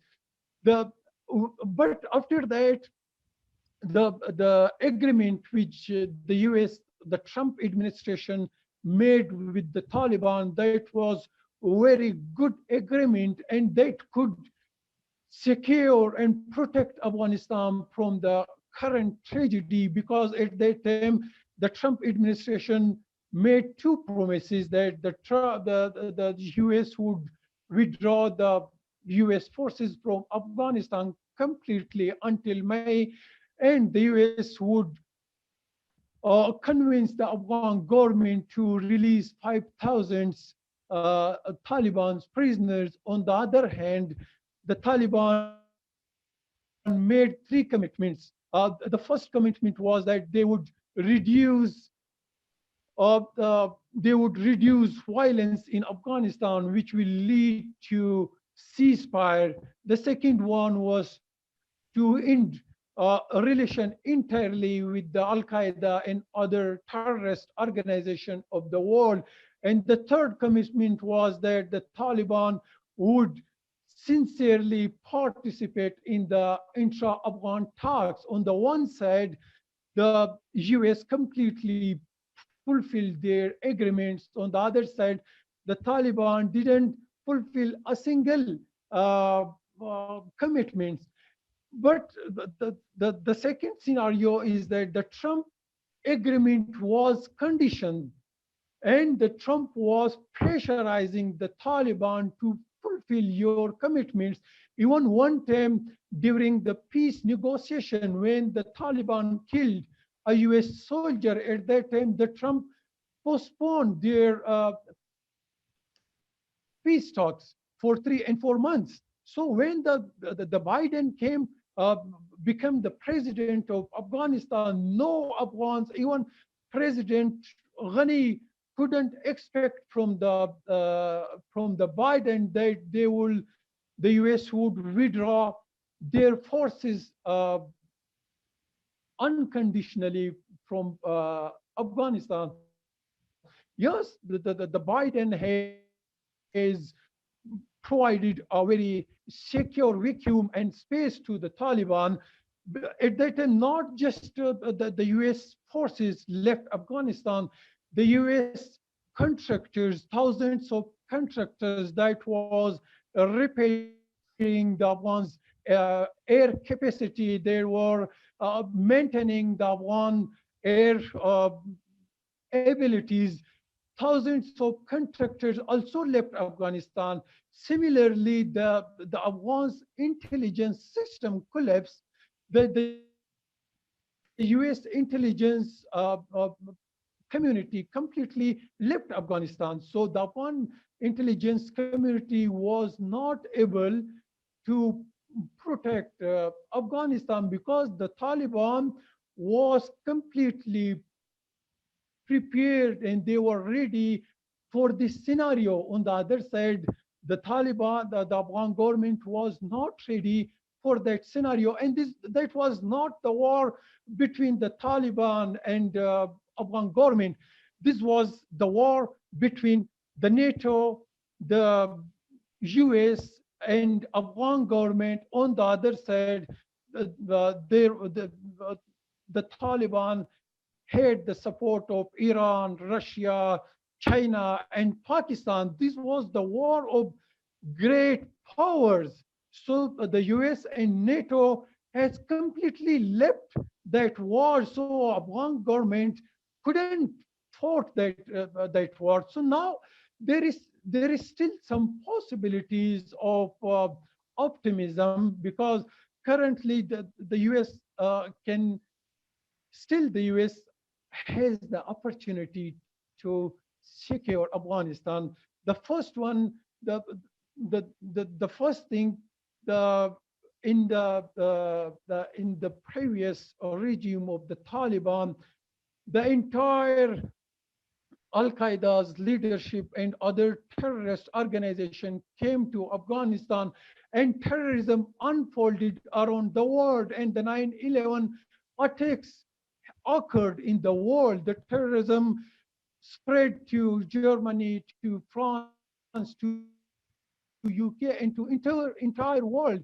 And now there is still some possibility that the Taliban would again invite the terrorist organization, and the terrorism will unfold again in the world. So now the US has three very essential responsibilities to secure entire globe from the terrorist threats and to secure Afghanistan from civil war and catastrophes. The first one is that the US should pressurize the Taliban and tell the Taliban that they would impose extreme sections of the Taliban if they provide sanctuaries and safe havens to Al-Qaeda and other terrorist organizations. The second responsibility of the US is that the US should pressurize the Taliban that they should make an inclusive government, which include all Afghan stakeholders, because that can secure and prevent another civil war in Afghanistan. And the third one is that the US should pressurize the Taliban that they should not change the current democracy and the theoretical form of government like the government of Iran, where few ulama have been exercising the entire power of the state, because the Afghanistan has the history of institutions, even the Afghanistan institutions made before the US institutions.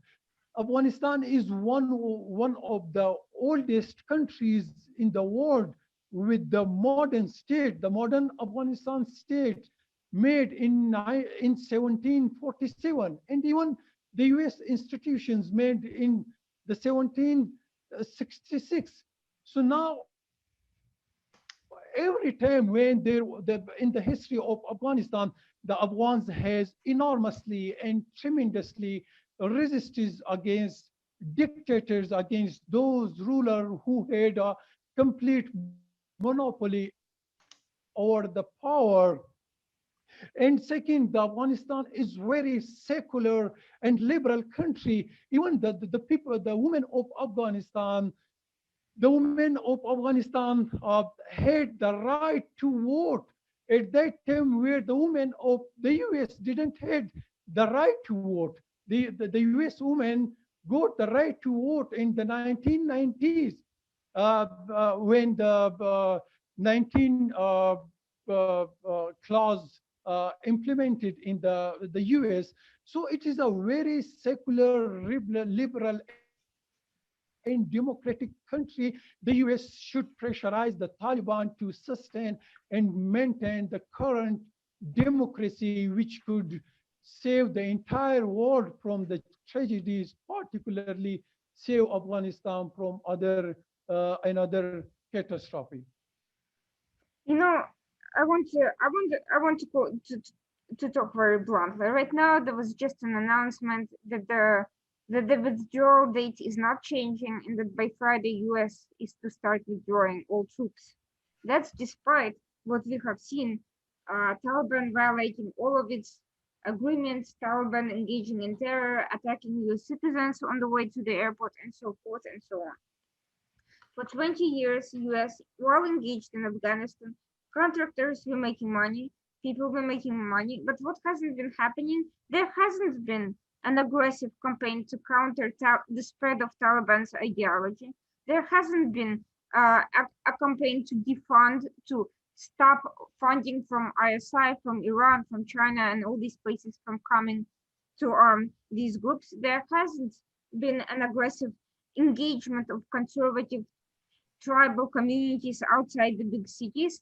The focus of the spending had been on Kabul and a few other major urban areas, on women coming from liberal, fairly educated family backgrounds and educating those women, but there hasn't been kind of a national social engagement with the entirety of the people of Afghanistan. There hasn't been an effort to understand the ethnic and tribal issues inside the country. There hasn't been an effort to engage private sector in the nation building process, which is necessary, but cannot but may have been outside the immediate mission of the US military, but could have been an issue of private contractors and private businesses, but it hasn't been attracted. There hasn't been an effort to create an infrastructure, and I don't mean just physical infrastructure, but infrastructure, social infrastructure that would resist the sort of corrupted processes that have led to,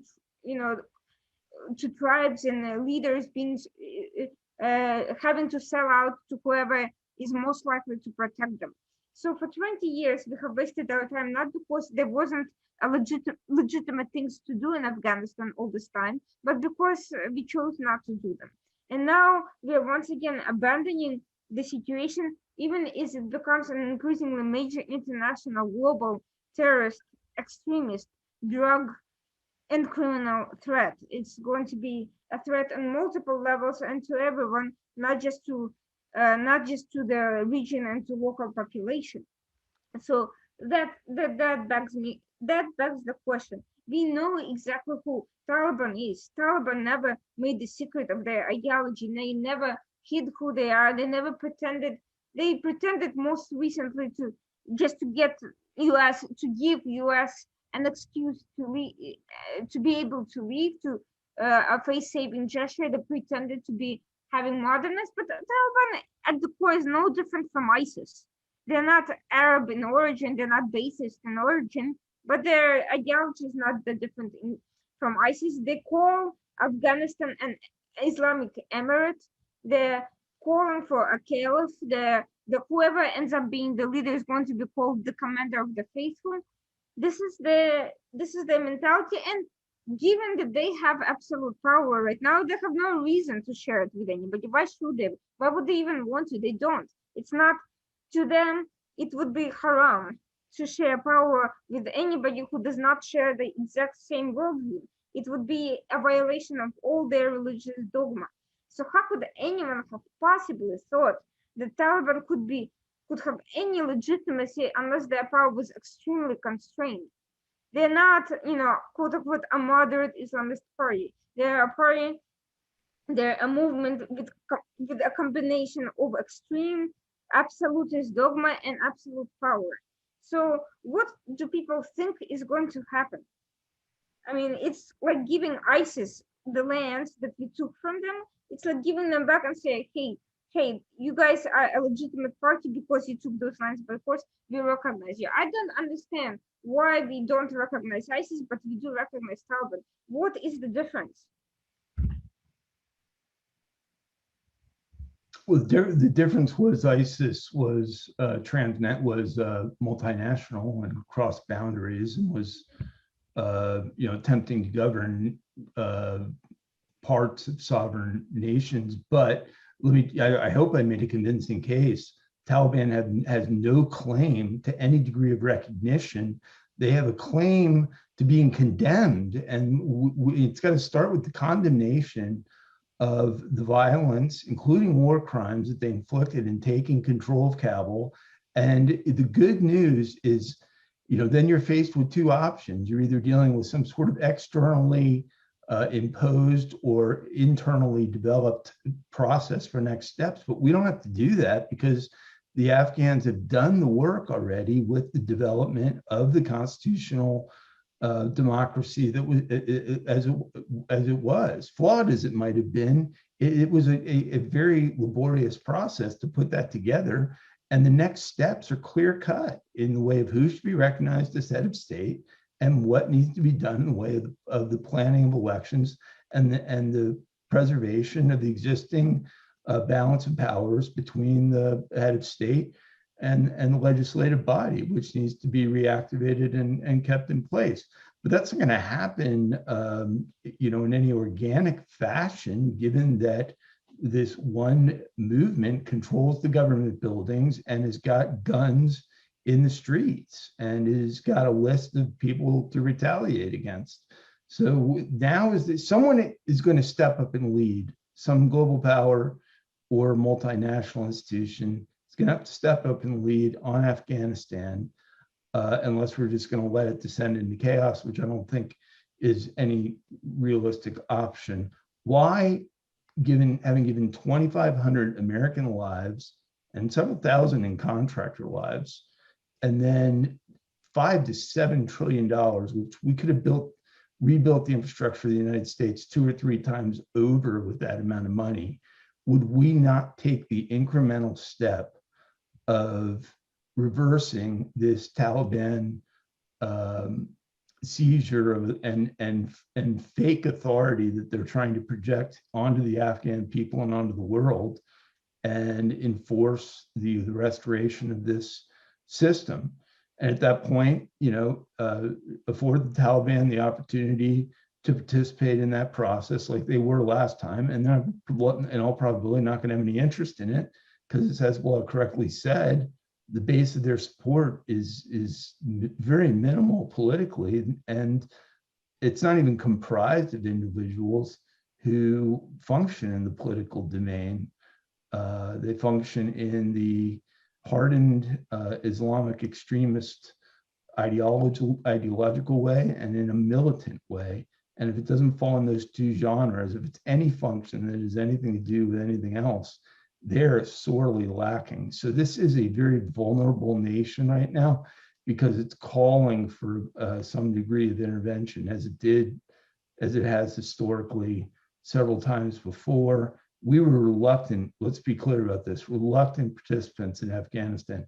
Nobody was sitting around in the year 2000 or 1999 saying, gee, let's go send our forces off to Afghanistan. Our presence there was a product of the reality that we could not remove Al-Qaeda from Afghanistan without removing the Taliban. Honestly, if that was even a possibility, it probably would have been considered, but the Taliban was complicit in it, and there was no realistic way to fight a war against Al-Qaeda with that government still in place. And compared to Iraq, at least, this was a much more black and white scenario. It indisputably was associated with 9/11. It was the core of 9/11. And it was essential that we be successful if the goal was to prevent future 9/11s. And the fact that we're going to head now in a couple weeks into 3 weeks, or I guess, into the 20th anniversary of 9/11 with this situation in Afghanistan apparently identical to what it was September 10th, 2001, is a very poor reflection of our global leadership. And it goes profoundly beyond Central Asia, because it's very difficult if you're in Taiwan, if you're in Hong Kong, you're anywhere in the world, you're relying on the US, South Korea, for instance, for our leadership.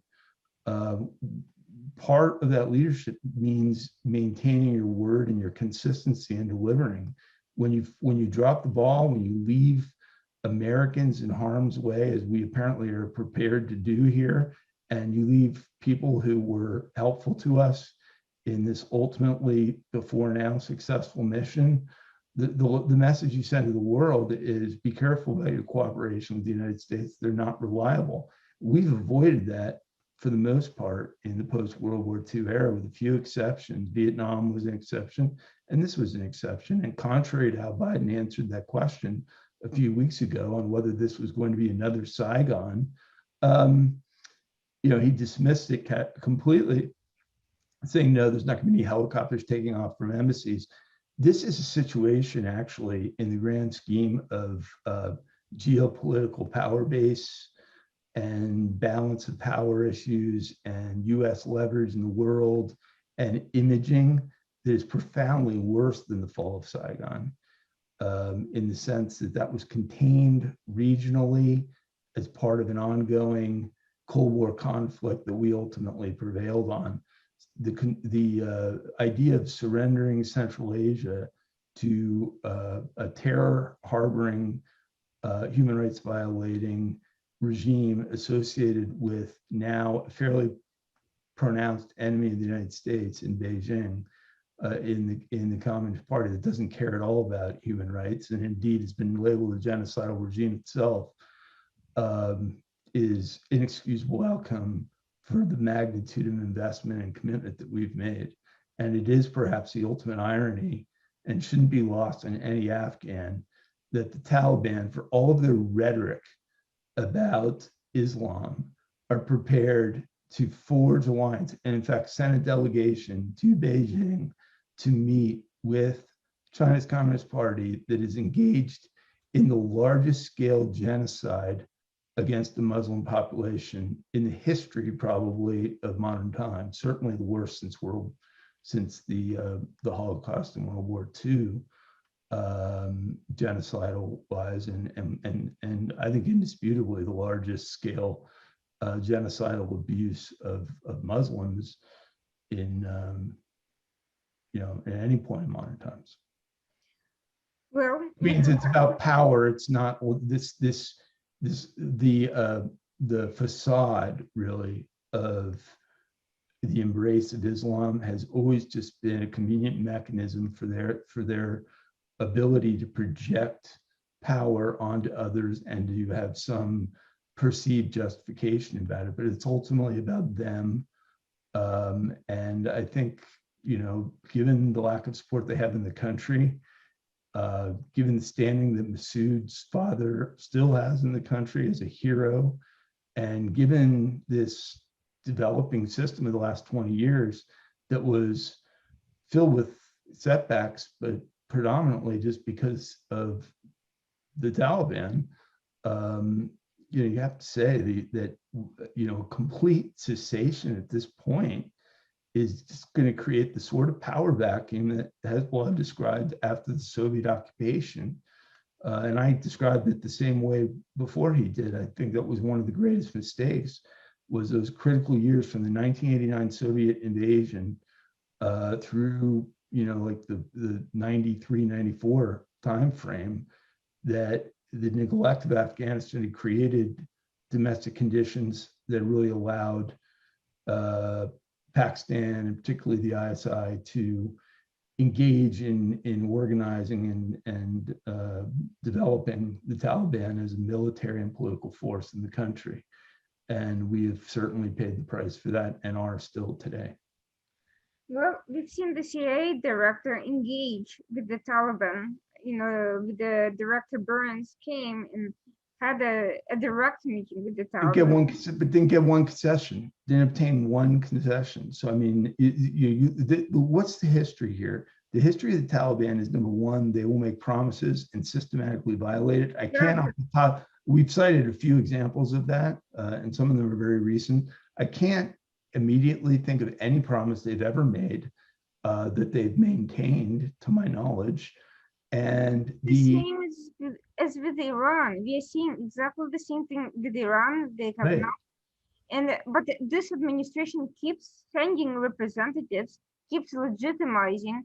Now they're going along with this withdrawal timeline set by Taliban, a group of terrorists that the US could squash in 2 minutes. So look, but I suspect we're utilizing, I'm going to just, if you don't mind me offering, everything I've said to now is pretty factually based. Let me just offer some speculation. The change of heart today from the Taliban's position of, directly interfering with the departure of Americans and Afghans who were facilitating, to their statement that they purportedly between now and August 31 are going to allow it to go forward, has probably come with a cost. And you send the CIA director over there because the checkbook came with it, and we're probably that's what's really sickening and saddening, is the rule number one that I think Reagan first kind of taught us, that you don't reward terrorism financially or diplomatically. You stamp it out. Almost certainly this not nearly expansive enough time that we're now being afforded is one that's come as a cost to the American taxpayer, which is absurd, because it's just going to be the beginning of the cost. Because now it's the complexities just get worse now, because we're going to run a risk of it as far as who we allow in. None of these people are being properly vetted. It's not said enough, but I'm going to mention it. The Afghan army's one of the biggest challenges was opioid addiction. These individuals are going to arrive as, full-blown addicts in need of care, many of them. And, and it's not an easy assimilation. Let's just face it. You're moving from two countries that are probably as glaringly contrasting as could possibly be the case. This is just an absolutely inexcusable series of policy steps by the Biden administration. It's indefensive. There's really just no word that you can say. They've attempted to say, well, look, Trump made the commitment to get out, but that was a conditional departure. The conditions of that, I think, is what references were, number one, we were going to remove our troops, but also that they were going to engage in discussions with the government, which they never took seriously. They waged war on the government and forced the president into exile, and that they were going to cease harboring terrorist elements like Al-Qaeda. And I suspect that while they haven't rhetorically noted this yet, because they're being cautioned in how to word things, likely by the ISI in China, their viewpoint on that is no different than it was historically.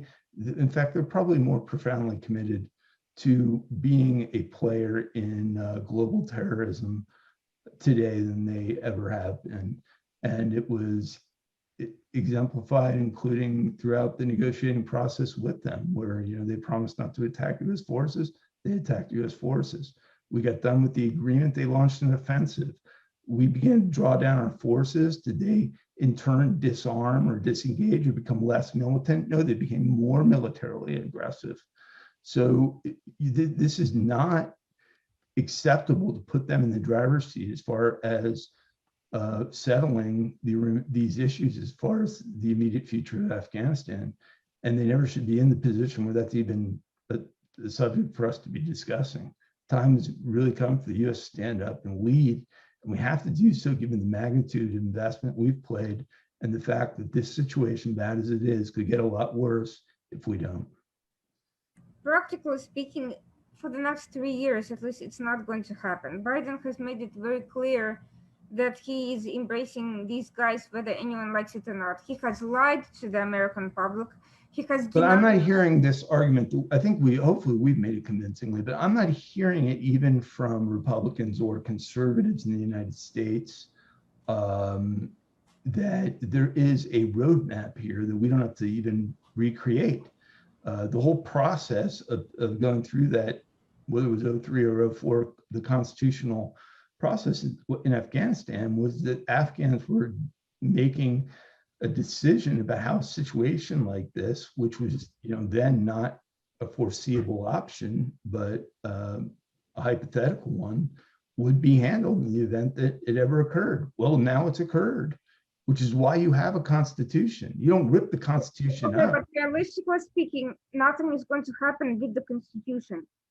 As I have mentioned, a number of countries showed interest in recognizing Taliban. The U.S., the Biden administration specifically, is practically, for all intents and purposes, has recognized Taliban. I don't believe the United States is going to recognize Taliban. What I'm asking is, maybe formally it will not. It froze the funding, true enough, but informally it has given them their blessing by not doing anything, by not condemning, and by lying about what they are doing, by lying about the fact that the Americans are in fact stranded, by lying about the sheer amount of abuse going on, and by withdrawing without any sort of even attempt to extend the deadline, caving in at every point without any reason. We have the military capabilities to stand up to Taliban, and yet Biden time after time insists on going along with this farce for unknown reasons. But simultaneously, you're seeing his numbers in free fall. His support is in free fall. And yet he's doubling down. And it's not the only. We got two other major moving parts here. You got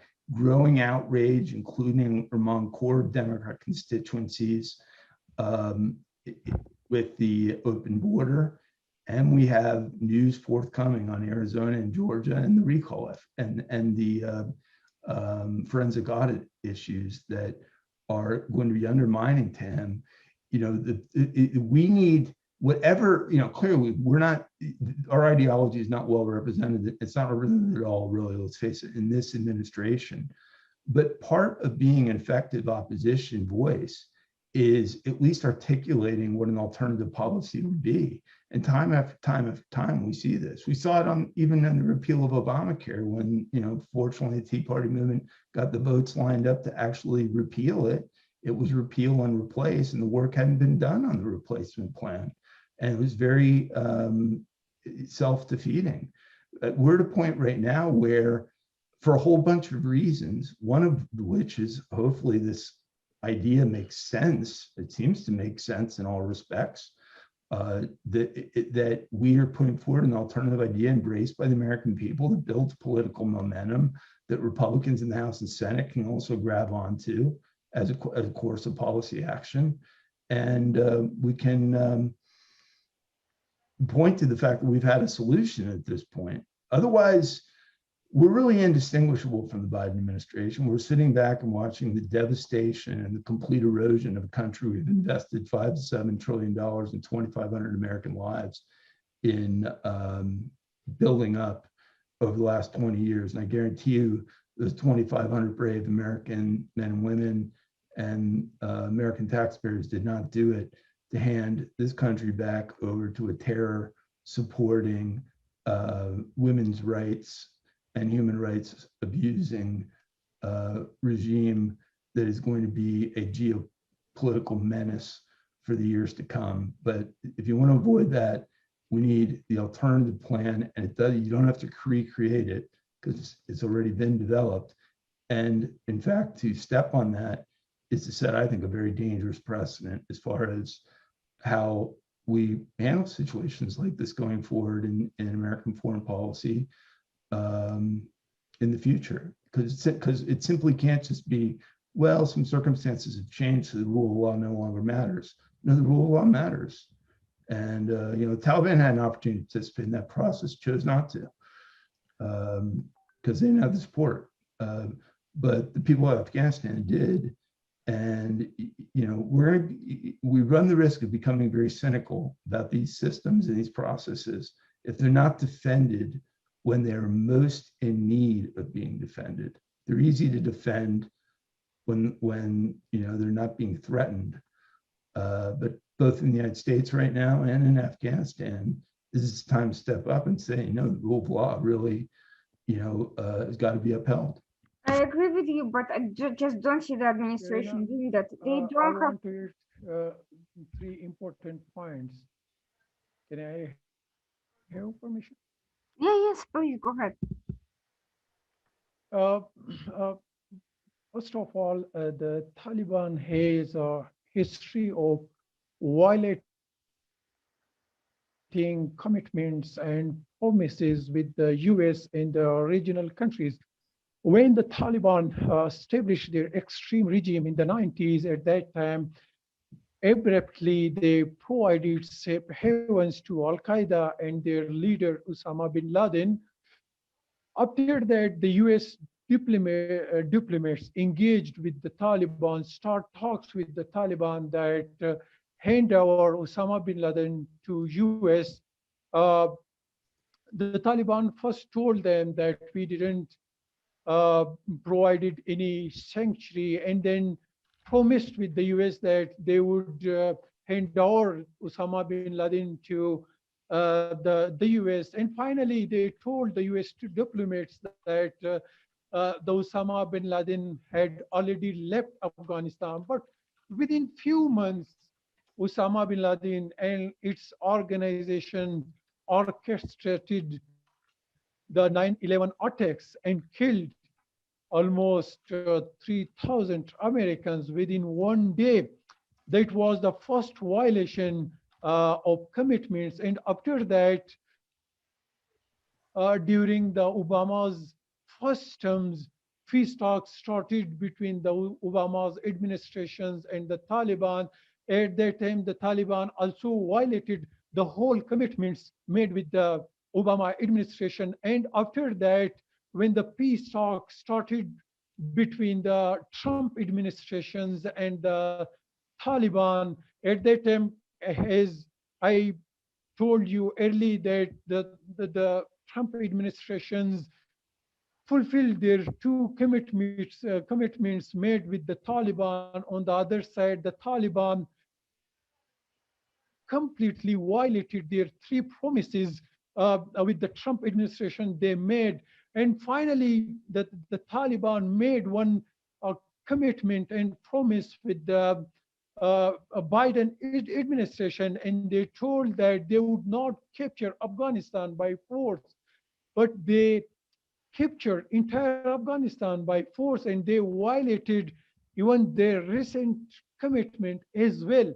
And on the other side, there is one concept among the political analysts in the West, particularly in the US. They are constantly saying that the Taliban has enormously changed, but that is untrue. Yes, the Taliban's negotiating team, which include almost 30 to 40 members who saw the entire world, who are regularly visiting China, Russia, Pakistan, Uzbekistan, Tajikistan, and Iran. Yes, those Taliban and those only 40 negotiating teams members who saw the entire world. Yes, their minds have been changed, their stance have changed, but those Taliban that spent the past 2 decades in the mountains of Afghanistan, they are just brutalized, and they have learned more techniques, more formulas of brutalities, of barbarism. They are just became a barbarous. Their mind don't change in the past 2 decades. So now, in the current situation, the Taliban and Al Qaeda has so many reasons to attack it and to take revenge from the US, because the US and its established Afghan army killed around 10,000 Taliban members. The US killed the leader of the Taliban, Mullah Mansour, and even there is rumors that the current president and chief of the Taliban, Ebatullah Khunzada, has also killed in one of the US attack across Afghanistan. So now in the current situation, the US and other United Nations member countries should recognize Taliban on condition base. If the Taliban are ready to sustain the current democratic system, if the Taliban are ready to maintain the current Afghan army, the current Afghan army has limited the international terrorism just to Afghanistan. It is a global army against the terrorism. If they are ready to maintain the current army, if they are ready to cut off their relations with the Al Qaeda and other terrorist organizations, if they are ready to accept international law and the constitutions of Afghanistan, if they are ready to provide the rights of the woman, if they are ready to maintain the current institutions of Afghanistan, only at that condition the US and other UN members should recognize the Taliban. Otherwise, in the current situation, and now the Taliban want to the complete monopoly over the power of Afghanistan. In this situation, no country should recognize the Taliban. It will just create a global threat. It will just unfold terrorism across the world. Well, as we have seen, we have unfortunately the U.S. has essentially knowingly given over power to an undemocratic group that is not really interested in inclusivity, and no amount of wishful thinking is going to change that. Taliban, moreover, has benefited from funding from various sources, whereas the other groups that are currently, who have problems with Taliban and who are not likely to be included in the decision-making process, they have essentially no financial support of backing. This may change over time, but if it does, if they get support from other sources, those sources are not likely to be the U.S. administration in the next 3 years. So until there is a change in administration, I can't imagine Biden, who has tripled down on his on his comments about the situation, even despite being caught lying about it and being completely uninformed and wrong in every way. He has not backed away. He has not moderated his statements on this issue. So in the near future, I would not expect U.S. to be helpful to any resistance or to enforce any democratic mechanisms. So the question is, what is the hope for the groups, for the people inside Afghanistan who don't wish to live under Taliban's yoke and who share nothing with it ideologically, ethnically, or geopolitically? That's the question that I'm afraid remains to be seen. I don't think hoping for any pro-democracy movement from the U.S.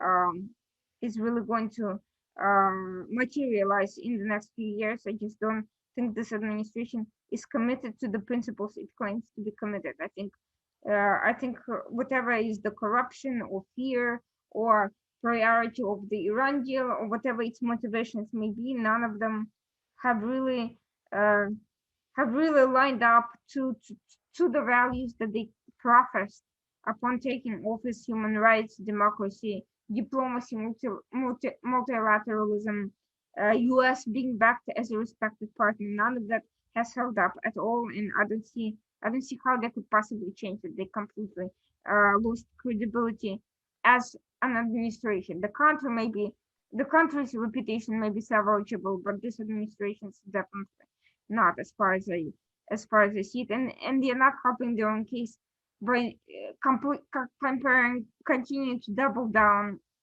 on their failures instead of recognizing, admitting mistakes, and at least shifting away or admitting that something could be done better. They're not doing that at all.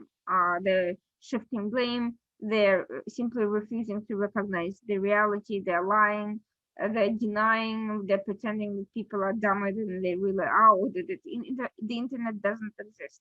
They're doing everything to obfuscate their own role in this fiasco and to deny responsibility, rather than to create at least a possibility of coming back, of making a comeback from this failure, and finding a pathway to succeed, to success, to salvage the situation. We're not talking roadmaps, we're not talking plans, we're not talking strategies, we're not talking anything other than continuing this course of action, as far as I hear from our political elite, unfortunately. And the Republicans are criticizing the administration for failure, but I don't see them proposing any concrete plans or suggestions that anyone would be willing to embrace. They're not proposing anything concrete other than telling the administration to get the Americans out by any means possible. But that's not really a plan. If they haven't been able to do that up until this point, how are they going to do it?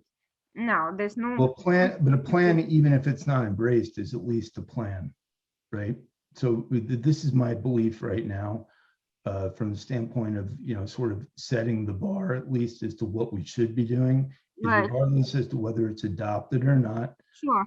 regardless as to whether foreign powers do or do not draw to it, we should be defining what is in the best interest for the United States to do right now, understanding that sadly we don't have control of the mechanisms of power, but at least at that point we have defined an alternative course and not allowed politically then to present this as some unavoidable outcome, because it's hugely avoidable.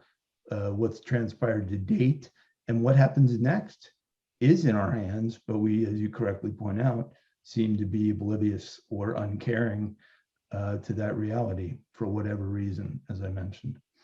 Well, we've had a really great conversation about these issues. there's going to be many more of these as time goes on, because this is far from resolved, not even the beginning of it. We're just starting to understand what kind of mess we've gotten ourselves into these latest developments. And hopefully with time, cooler heads will prevail, and some sort of a plan will emerge, some sort of a reality check will come back, and the Biden administration will hopefully step away from the edge and figure out a way to save face, and admit that this is not, doubling down on a complete failed policy is not going to make it any better. Thank you so much for joining us, Michael John Sr. and Hizballah Khan. And this was the Washington Outsider, our geopolitical series to be continued, and I look forward to many future events in the near future.